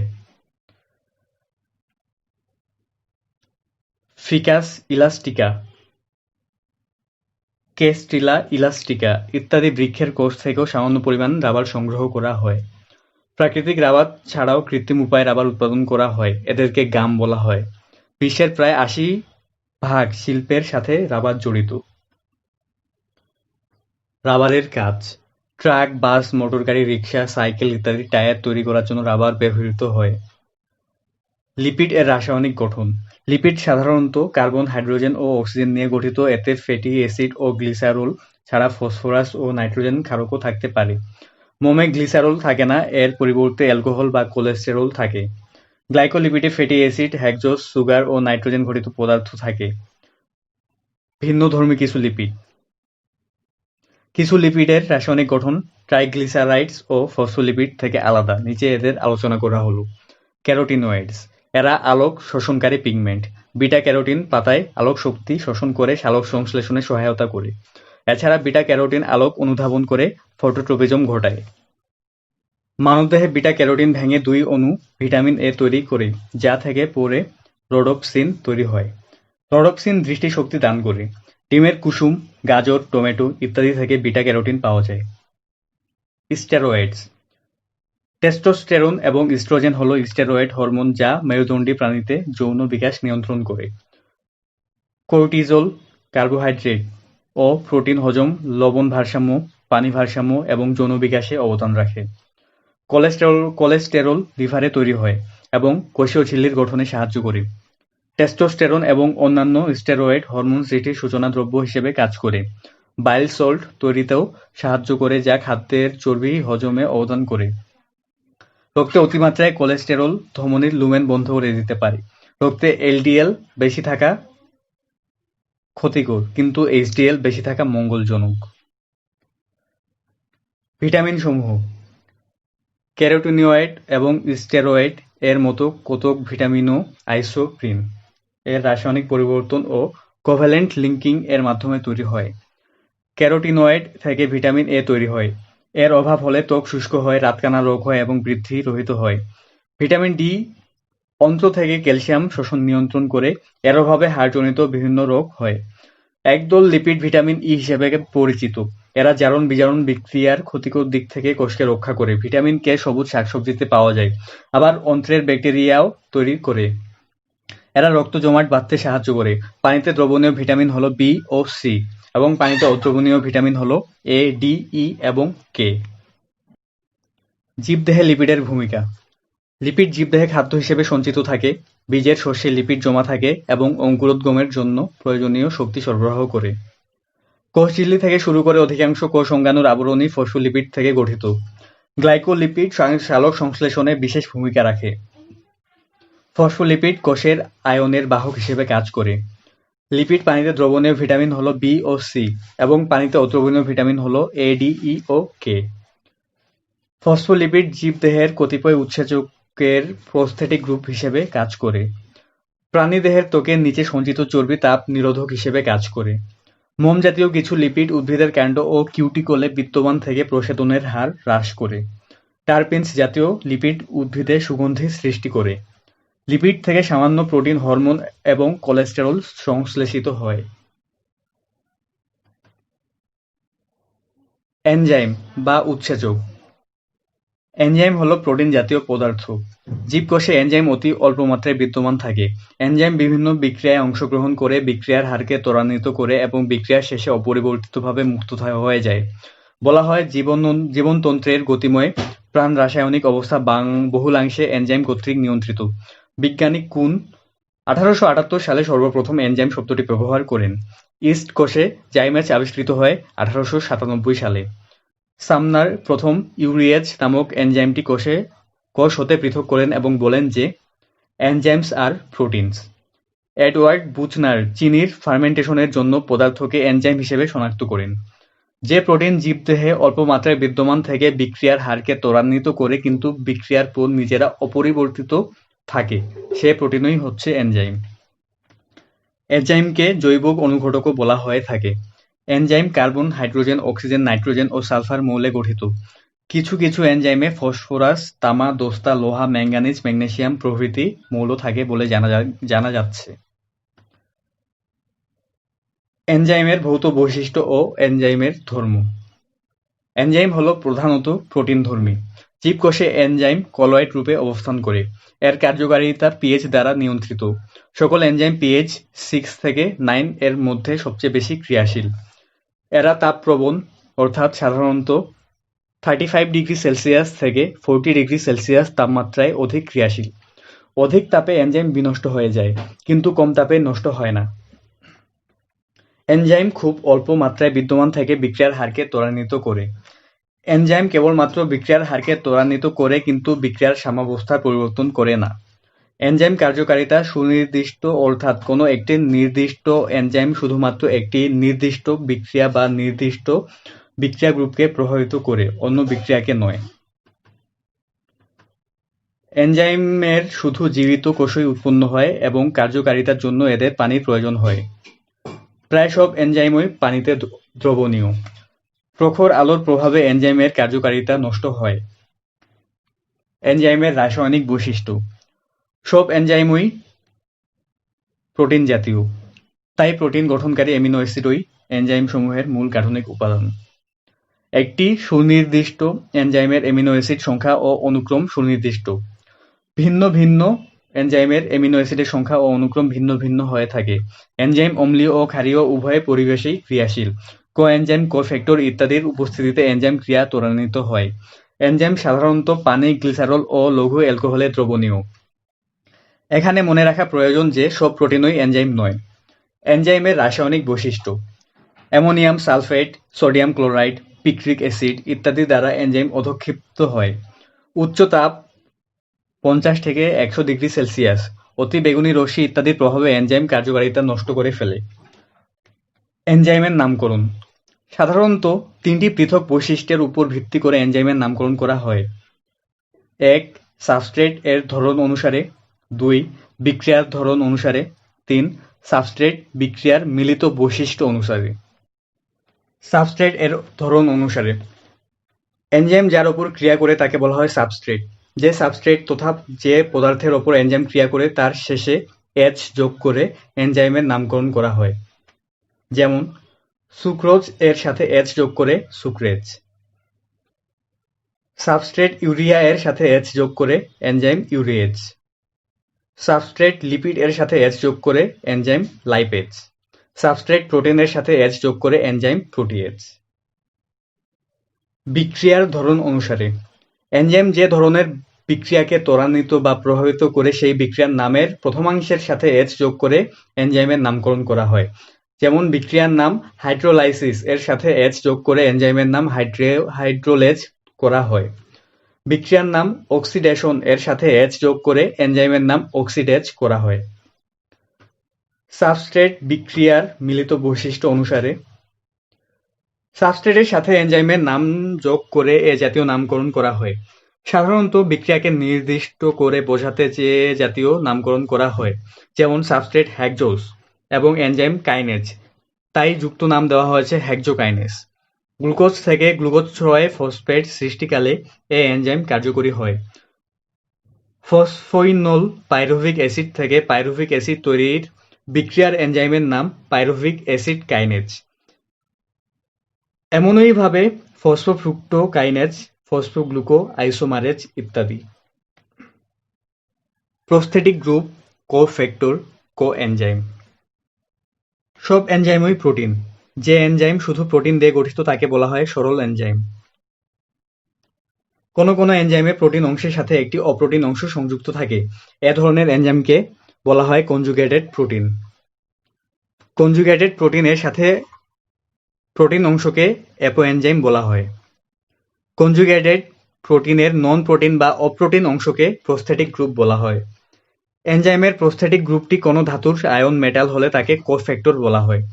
পূর্বে একে অ্যাক্টিভেটর বলা হতো, যেমন iron ion, magnesium ion, zinc ion ইত্যাদি। কোএনজাইম। এনজাইমের প্রস্থেটিক গ্রুপটি কোনো জৈব রাসায়নিক পদার্থ হলে তাকে কোএনজাইম বলা হয়, যেমন এফএডি, এনএডি, এটিপি ইত্যাদি। এনজাইমেটিক ক্রিয়াকালে কোনো কোএনজাইম সাধারণত সাবস্ট্রেট হতে যে অ্যাটম বিয়োজন হয় তার গ্রহীতা হিসেবে বা সাবস্ট্রেট এর সাথে যে অ্যাটম যোগ করা হয় তার দাতা হিসেবে কাজ করে। এনজাইম হতে কোএনজাইম অংশ পৃথক করে নিলে এনজাইমের কার্যক্ষমতা বহুলাংশে হ্রাস পায়। কয়েকটি গুরুত্বপূর্ণ কোএনজাইম হল FAD, flavin adenine dinucleotide, FADH two, reduced flavin adenine dinucleotide, FNN, flavin mononucleotide, NAD, nicotinamide adenine dinucleotide, NADP, nicotinamide adenine dinucleotide phosphate, NADPH plus H ion, reduced nicotinamide adenine dinucleotide phosphate. Coenzyme A vitamin B, pyrophosphate ও adenylic acid নিয়ে coenzyme A গঠিত। Fatty acid বিপাক, citric acid চক্র, sterol ও acetylcholine সংশ্লেষণে coenzyme ব্যবহৃত হয়। ATP, adenosine triphosphate, এক অণু অ্যাডেনিন, এক অণু রাইবোজ শর্করা এবং 3 অণু ফসফেট নিয়ে এটিপি গঠিত। এরা কোষের বিভিন্ন ধরনের বিপাক ক্রিয়ায় শক্তি সরবরাহ করে। এনজাইমের কাজের কৌশল। কোনো নির্দিষ্ট এনজাইমের এক বা একাধিক সক্রিয় স্থান বা অ্যাক্টিভ সাইট থাকে। জার্মান রসায়নবিদ ইমিল ফিশার 1894 সালে এনজাইমের অ্যাক্টিভ সাইট প্রস্তাব করেন। পলিপেপটাইড চেইনের ফোল্ডিং এর মাধ্যমে অ্যাক্টিভ সাইট সৃষ্টি হয়। অ্যাক্টিভ সাইট ও সাবস্ট্রেট সম্পর্কে হলো তালা চাবির মতো। প্রথমে সাবস্ট্রেট অণু এনজাইমের সাথে সক্রিয় স্থান তথা অ্যাক্টিভ সাইটে সংযুক্ত হয়ে এনজাইম সাবস্ট্রেট যৌগ সৃষ্টি করে। দ্বিতীয় পর্যায়ে এনজাইম সাবস্ট্রেট যৌগ ভেঙে গিয়ে নতুন পদার্থ সৃষ্টি হয় এবং এনজাইম অপরিবর্তিতভাবে পৃথক হয়ে যায়। কোনো কোনো ক্ষেত্রে এনজাইমের অ্যাক্টিভ সাইট এ সাবস্ট্রেট সঠিকভাবে ফিট হয় না।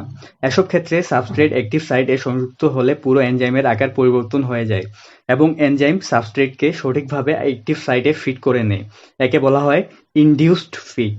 এর কারণে তালা চাবি মতবাদ পরিত্যাজ্য বলে মনে করা হয়।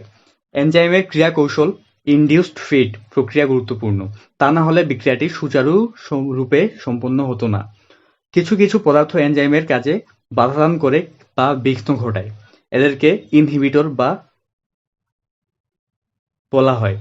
ইনহিবিটর এনজাইমের অ্যাক্টিভ সাইট এ আগেই সংযুক্ত হয়ে যায়, ফলে সাবস্ট্রেট ওই অ্যাক্টিভ সাইট এ আর যুক্ত হতে পারে না, ফলে এনজাইম কাজ করতে পারে না। আবার কতক ইনহিবিটর বা বাধাদানকারী অ্যাক্টিভ সাইট ছাড়া অন্য কোনো স্থানে সংযুক্ত হয়ে এনজাইমের অ্যাক্টিভ সাইট নষ্ট করে ফেলে, কাজেই সাবস্ট্রেট সেখানে যুক্ত হতে পারে না।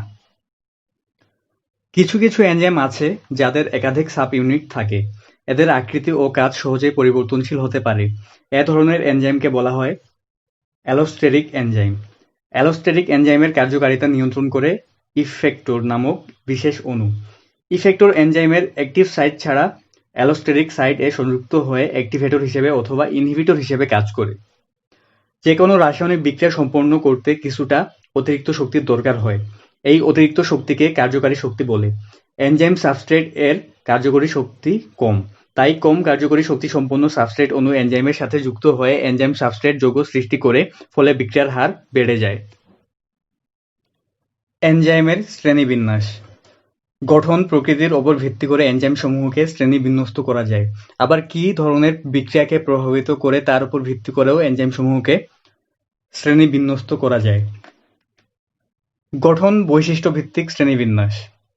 গঠনের উপর ভিত্তি করে এনজাইম দুই প্রকার: সরল এনজাইম, যৌগিক এনজাইম। সরল এনজাইম: যে এনজাইমের অসম্পূর্ণ অংশই শুধু প্রোটিন নিয়ে গঠিত তাকে সরল এনজাইম বলে, যেমন সুক্রেজ, অক্সিডেজ। যৌগিক বা সংযুক্ত এনজাইম: যে এনজাইমের প্রোটিন অংশের সাথে একটি অপ্রোটিন অংশ যুক্ত থাকে তাকে যৌগিক এনজাইম বলা হয়, যেমন এফএডি, এনএডি ইত্যাদি।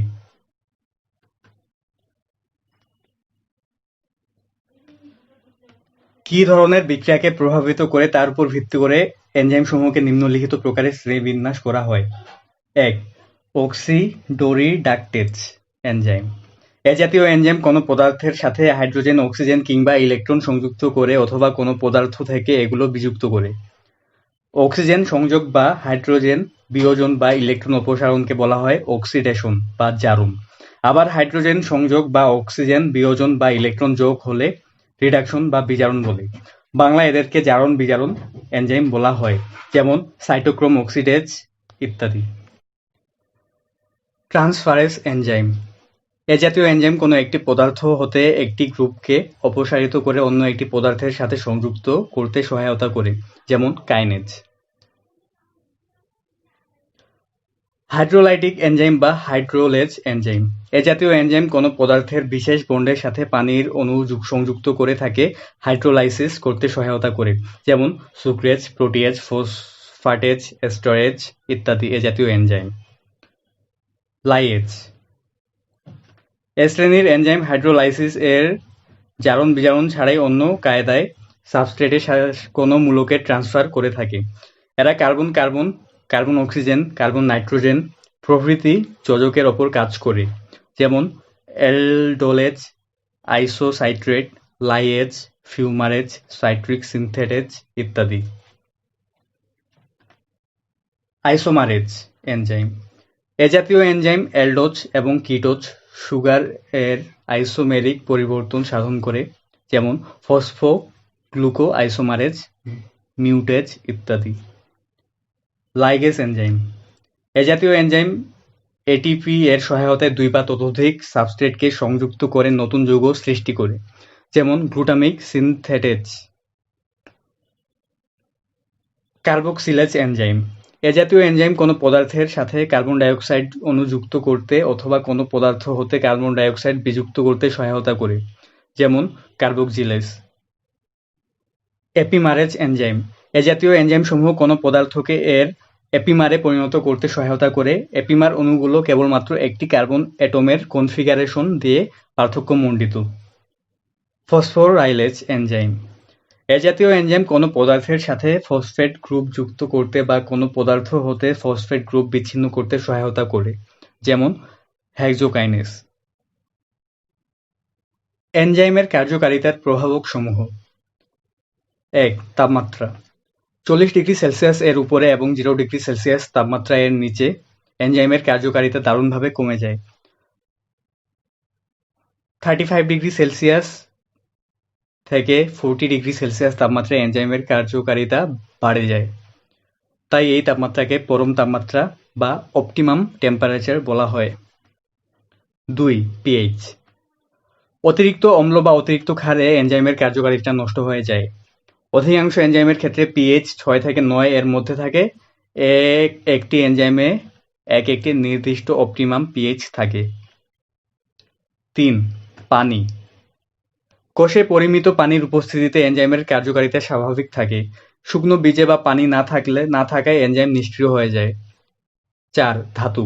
কোনো ধাতুর উপস্থিতিতে এনজাইমের কার্যকারিতা বৃদ্ধি পায়, যেমন magnesium ion, manganese ion, cobalt, nickel ইত্যাদি। আবার কোনো ধাতুর উপস্থিতিতে এনজাইমের কার্যকারিতা কমে যায়, যেমন সিলভার, জিঙ্ক, কপার। সাবস্ট্রেট এর ঘনত্ব। সাবস্ট্রেট এর ঘনত্বের ওপরও এনজাইমের কর্মক্ষমতা নির্ভরশীল। সাবস্ট্রেটের ঘনত্ব যত বেশি হবে এনজাইমের কার্যক্ষমতা তত বৃদ্ধি পাবে। এনজাইমের ঘনত্ব। এনজাইমের ঘনত্বের ওপরও এদের কর্মক্ষমতা নির্ভরশীল। প্রোডাক্ট এর ঘনত্ব। প্রোডাক্ট এর পরিমাণ বেড়ে গেলে বিক্রিয়ার হার কমে যেতে পারে। অ্যাক্টিভেটর। অ্যাক্টিভেটরের উপস্থিতিতে এনজাইমের বিক্রিয়ার হার বাড়ে। প্রতিরোধক বা ইনহিবিটর। এর দ্বারা এনজাইমের কার্যকারিতা সবসময় হ্রাস পায় বা বাধাগ্রস্ত হয়। এনজাইমের কাজ। এনজাইমের প্রধান কাজ হলো জীবদেহের শরীরবৃত্তীয় বিক্রিয়াগুলো পরিচালনা করে জীবদেহকে কর্মক্ষম রাখা। জীবদেহের গঠন ও বৃদ্ধি সবই নিয়ন্ত্রিত হয় এনজাইমের কার্যক্রম দিয়ে। জীবদেহে শক্তি সঞ্চয়ের পেছনেও এনজাইম ক্রিয়াশীল, আবার শক্তি নির্গমনের পেছনেও এনজাইম ক্রিয়াশীল। এটি বিক্রিয়ার গতিকে বাড়ায়, আবার বিক্রিয়ার গতিকে কমায়। স্বল্প পরিমাণ এনজাইম প্রচুর পরিমাণ সাবস্ট্রেটকে প্রোডাক্টে পরিণত করতে পারে। বিভিন্ন জটিল যৌগকে সরল যৌগে পরিণত করে, দেহের বিভিন্ন প্রয়োজনীয় রাসায়নিক দ্রব্য সংশ্লেষণ করে। স্টার্চ হাইড্রোলাইসিসের জন্য 100 ডিগ্রি সেলসিয়াস তাপমাত্রার প্রয়োজন হলেও এনজাইমের প্রভাবে স্বাভাবিক দৈহিক পরিবেশে অন্ত্রে শ্বেতসার জাতীয় খাদ্যের পরিপাক ঘটে এবং গ্লুকোজ উৎপন্ন হয়। এভাবে আমিষ, চর্বি ও অন্যান্য বড় অণুর জৈবিক বিশ্লেষণ স্বাভাবিক অবস্থায় ঘটে থাকে। তাই অনেকে বলে থাকেন এনজাইমের সিস্টেমেটিক কার্যক্রমই হলো জীবন। জৈবিক কার্যক্রমে এনজাইমের ব্যবহার। সেলুলোজ। যে এনজাইম সেলুলোজকে হাইড্রোলাইসিস করে সেলুবায়োজ উৎপন্ন করে তাকে সেলুলোজ বলে। উদ্ভিদ দেহের প্রধান গাঠনিক পদার্থ হলো সেলুলোজ। মৃত উদ্ভিদ দেহ পচে না গেলে সমস্ত পৃথিবী আজ মৃত উদ্ভিদ দিয়ে ভরা থাকত। সেলুলোজ এনজাইমের কার্যকারিতায় এরা ক্রমান্বয়ে পচে মাটির সাথে মিশে যায়। তৃণভোজী প্রাণীদের পৌষ্টিক তন্ত্র থেকে সেলুলোজ এনজাইম ক্ষরণ হয় বলে তারা কাঁচা উদ্ভিদ পরিপাক করতে পারে। মানুষের পৌষ্টিক তন্ত্র থেকে সেলুলোজ এনজাইম ক্ষরণ হয় না। সেলুলোজের ব্যবহার। কফি প্রক্রিয়াজাতকরণে সেলুলোজ এনজাইম ব্যবহার করা হয়। পেপার অ্যান্ড পাল্প এবং বস্ত্রশিল্পে ব্যবহৃত হয়। ওয়াশিং পাউডার ও লন্ড্রি ডিটারজেন্টের গুরুত্বপূর্ণ উপাদান। ফলের জুস ও বিভিন্ন ধরনের পানীয় উৎপাদনে সেলুলোজ এনজাইম ব্যবহৃত হয়। ওষুধ শিল্পেও এর যথেষ্ট প্রয়োগ রয়েছে। প্রোটিয়েজ। যে এনজাইম প্রোটিনকে ভেঙে অ্যামিনো অ্যাসিডে পরিণত করে তাকে প্রোটিয়েজ বলে।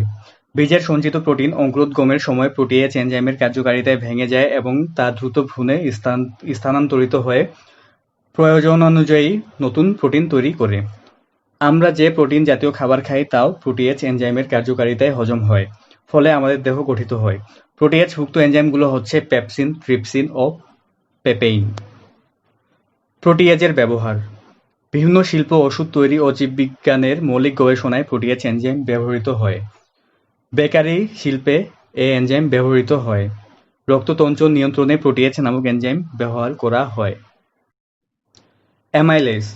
স্টার্চ এর প্রধান উপাদান হলো অ্যামাইলেজ। কোন স্টার্চ এর সবটুকুই অ্যামাইলেজ দিয়ে তৈরি। গ্লুকোজ একক সোজা চেইন এর পলিমার সৃষ্টি করে স্টার্চ গঠন করে। যে এনজাইম অ্যামাইলোজের ওপর কার্যকর ভূমিকা পালন করে তাকে অ্যামাইলেজ বলে। অ্যামাইলেজ দুই ধরনের, যথা আলফা অ্যামাইলেজ ও বিটা অ্যামাইলেজ।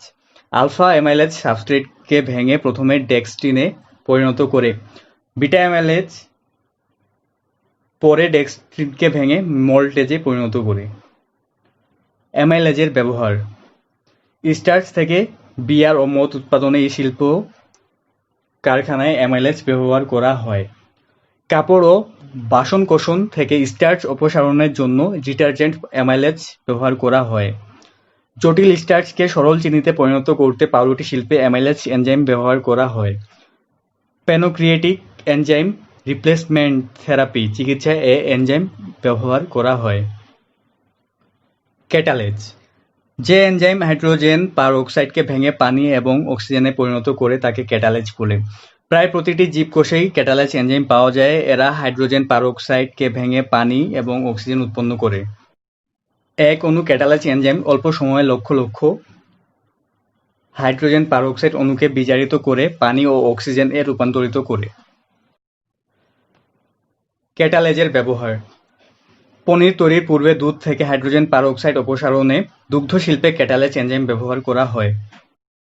কাপড় থেকে হাইড্রোজেন পারঅক্সাইড অপসারণ করার জন্য বস্ত্র শিল্পে ক্যাটালেজ এনজাইম ব্যবহার করা হয়। চোখের কন্টাক্ট লেন্স পরিষ্কারের কাজে এ এনজাইম ব্যবহার করা হয়। জাইমেজ। কতক ছত্রাক, বিশেষ করে ইস্ট জাতীয় ছত্রাক কোষে জাইমেজ এনজাইম বিদ্যমান। জাইমেজ এনজাইম একটু জটিল প্রকৃতির। ইস্ট জাতীয় ছত্রাকে বিদ্যমান যে এনজাইম শর্করাকে ফার্মেন্টেশনের প্রক্রিয়ায় ইথাইল অ্যালকোহল ও কার্বন ডাইঅক্সাইডে পরিণত করে তাকে জাইমেজ বলে। অ্যালকোহল উৎপাদন ও বেকারি শিল্পে জাইমেজ এনজাইম ব্যাপকভাবে ব্যবহৃত হয়। জাইমেজের ব্যবহার। ইস্ট থেকে জাইমেজ এনজাইম সংগ্রহ করে বদহজম হওয়া রোগীদের ওষুধ হিসেবে দেওয়া হয়। অ্যালকোহল উৎপাদনে জাইমেজ এনজাইম ব্যবহার করা হয়। লাইপেজ।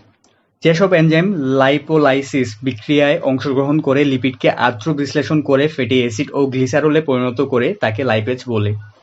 অধিকাংশ প্রাণীদেহে লাইপেজ এনজাইম লিপিড খাদ্যের পরিপাক, পরিবহন ও প্রক্রিয়াজাতকরণে প্রধান ভূমিকা রাখে।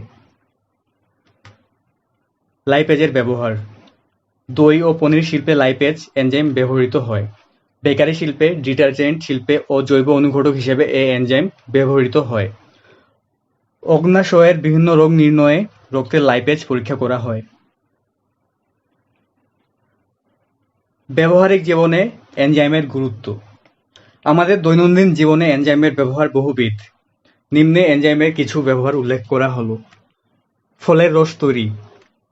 আম, কমলালেবু, আপেল, আঙুর প্রভৃতি ফলের রস তৈরিতে এনজাইম ব্যবহার করা হয়। এসব ফলের রস তৈরিকালে পেকটিন নামক এনজাইম ব্যবহার করলে রসের ঘোলাটে অবস্থা কেটে যায় এবং রস পরিষ্কার ও স্বাদযুক্ত হয়। পনির তৈরি। দুধ থেকে পনির তৈরিতে রেনিন এনজাইম ব্যবহৃত হয়। রেনিন এনজাইম দুধের ননীকে জমাট বাঁধতে সাহায্য করে এবং পরে ননী থেকে পনির তৈরি হয়। কাপড়ে দাগ মোচন। কাপড়ের দাগ উঠাতে অ্যামাইলেজ ও লাইপেজ এনজাইম ব্যবহৃত হয়। এতে দাগ একেবারে উঠে যায় কিন্তু কাপড়ের কোনো ক্ষতি হয় না। চামড়া লোম মুক্তকরণ। ট্যানারিতে লেদার তৈরি করার সময় কাঁচা চামড়া থেকে লোম আলাদা করতে প্রোটিওলাইটিক এনজাইম ব্যবহার করা হয়। ক্ষত নিরাময়। চামড়ার সৃষ্ট পোড়া ক্ষত নিরাময়ে এক ধরনের এনজাইম ব্যবহার করা হয়। হজম সংশোধন। শরীরে এনজাইমের পরিমাণ কমে গেলে হজমে সমস্যা দেখা যায়। এনজাইমের এই ঘাটতি পূরণ হলে হজমে অনিয়ম দূরীভূত হয়। প্রাণ রাসায়নিক বিশ্লেষণ। বর্তমানে ক্লিনিক্যাল বিশ্লেষণে এনজাইম ব্যবহার করা হয়। রক্তে ইউরিয়া ও ইউরিক অ্যাসিড শনাক্তকরণে ইউরিএচ ও ইউরিকেজ নামক এনজাইম ব্যবহার করা হয়। চিকিৎসায় এনজাইমের ব্যবহার। ডায়াবেটিস রোগীর রক্তে শর্করার পরিমাণ কত তা নির্ণয়ের জন্য গ্লুকোজ অক্সিডেজ ও পারঅক্সিডেজ এনজাইম ব্যবহার করা হয়। উচ্চ রক্তচাপ নিয়ন্ত্রণে প্রোটিওলাইটিক এনজাইম ব্যবহার করা হয়। চিকিৎসকগণ অনেকাংশে মৃত্যু ঝুঁকিতে কমাতে সহায়তা করছে। আইসক্রিম বা ক্যান্ডি তৈরিতে ল্যাকটেজ এনজাইম ব্যবহার করে নরম, মোলায়েম আইসক্রিম এবং ইনভার্টেজ এনজাইম ব্যবহার করে ক্যান্ডি তৈরি করা হয়। জমাট রক্ত গলানো। মস্তিষ্ক ও ধমনীর জমাট রক্ত গলাতে ইউরোবাইলেজ নামক এনজাইমের ব্যবহারে জাপানে সফলতা পেয়েছে। ফটোগ্রাফি শিল্পে ফটো ফিল্মের জেলাটিন পরিষ্কার করতে প্রোটিয়েজ এনজাইম ব্যবহার করা হয়। কাগজ শিল্পে কাগজ বর্ণহীন করার সময়ে ব্যবহৃত ব্লিচিং এর পরিমাণ কমাতে জাইলানেজ, কাগজে মসৃণতা আনতে এবং পানির পরিমাণ কমাতে সেলুলোজ এবং লিগনিন অপসারণ করতে কাগজকে মসৃণ করতে লিগনিনেজ এনজাইম ব্যবহার করা হয়।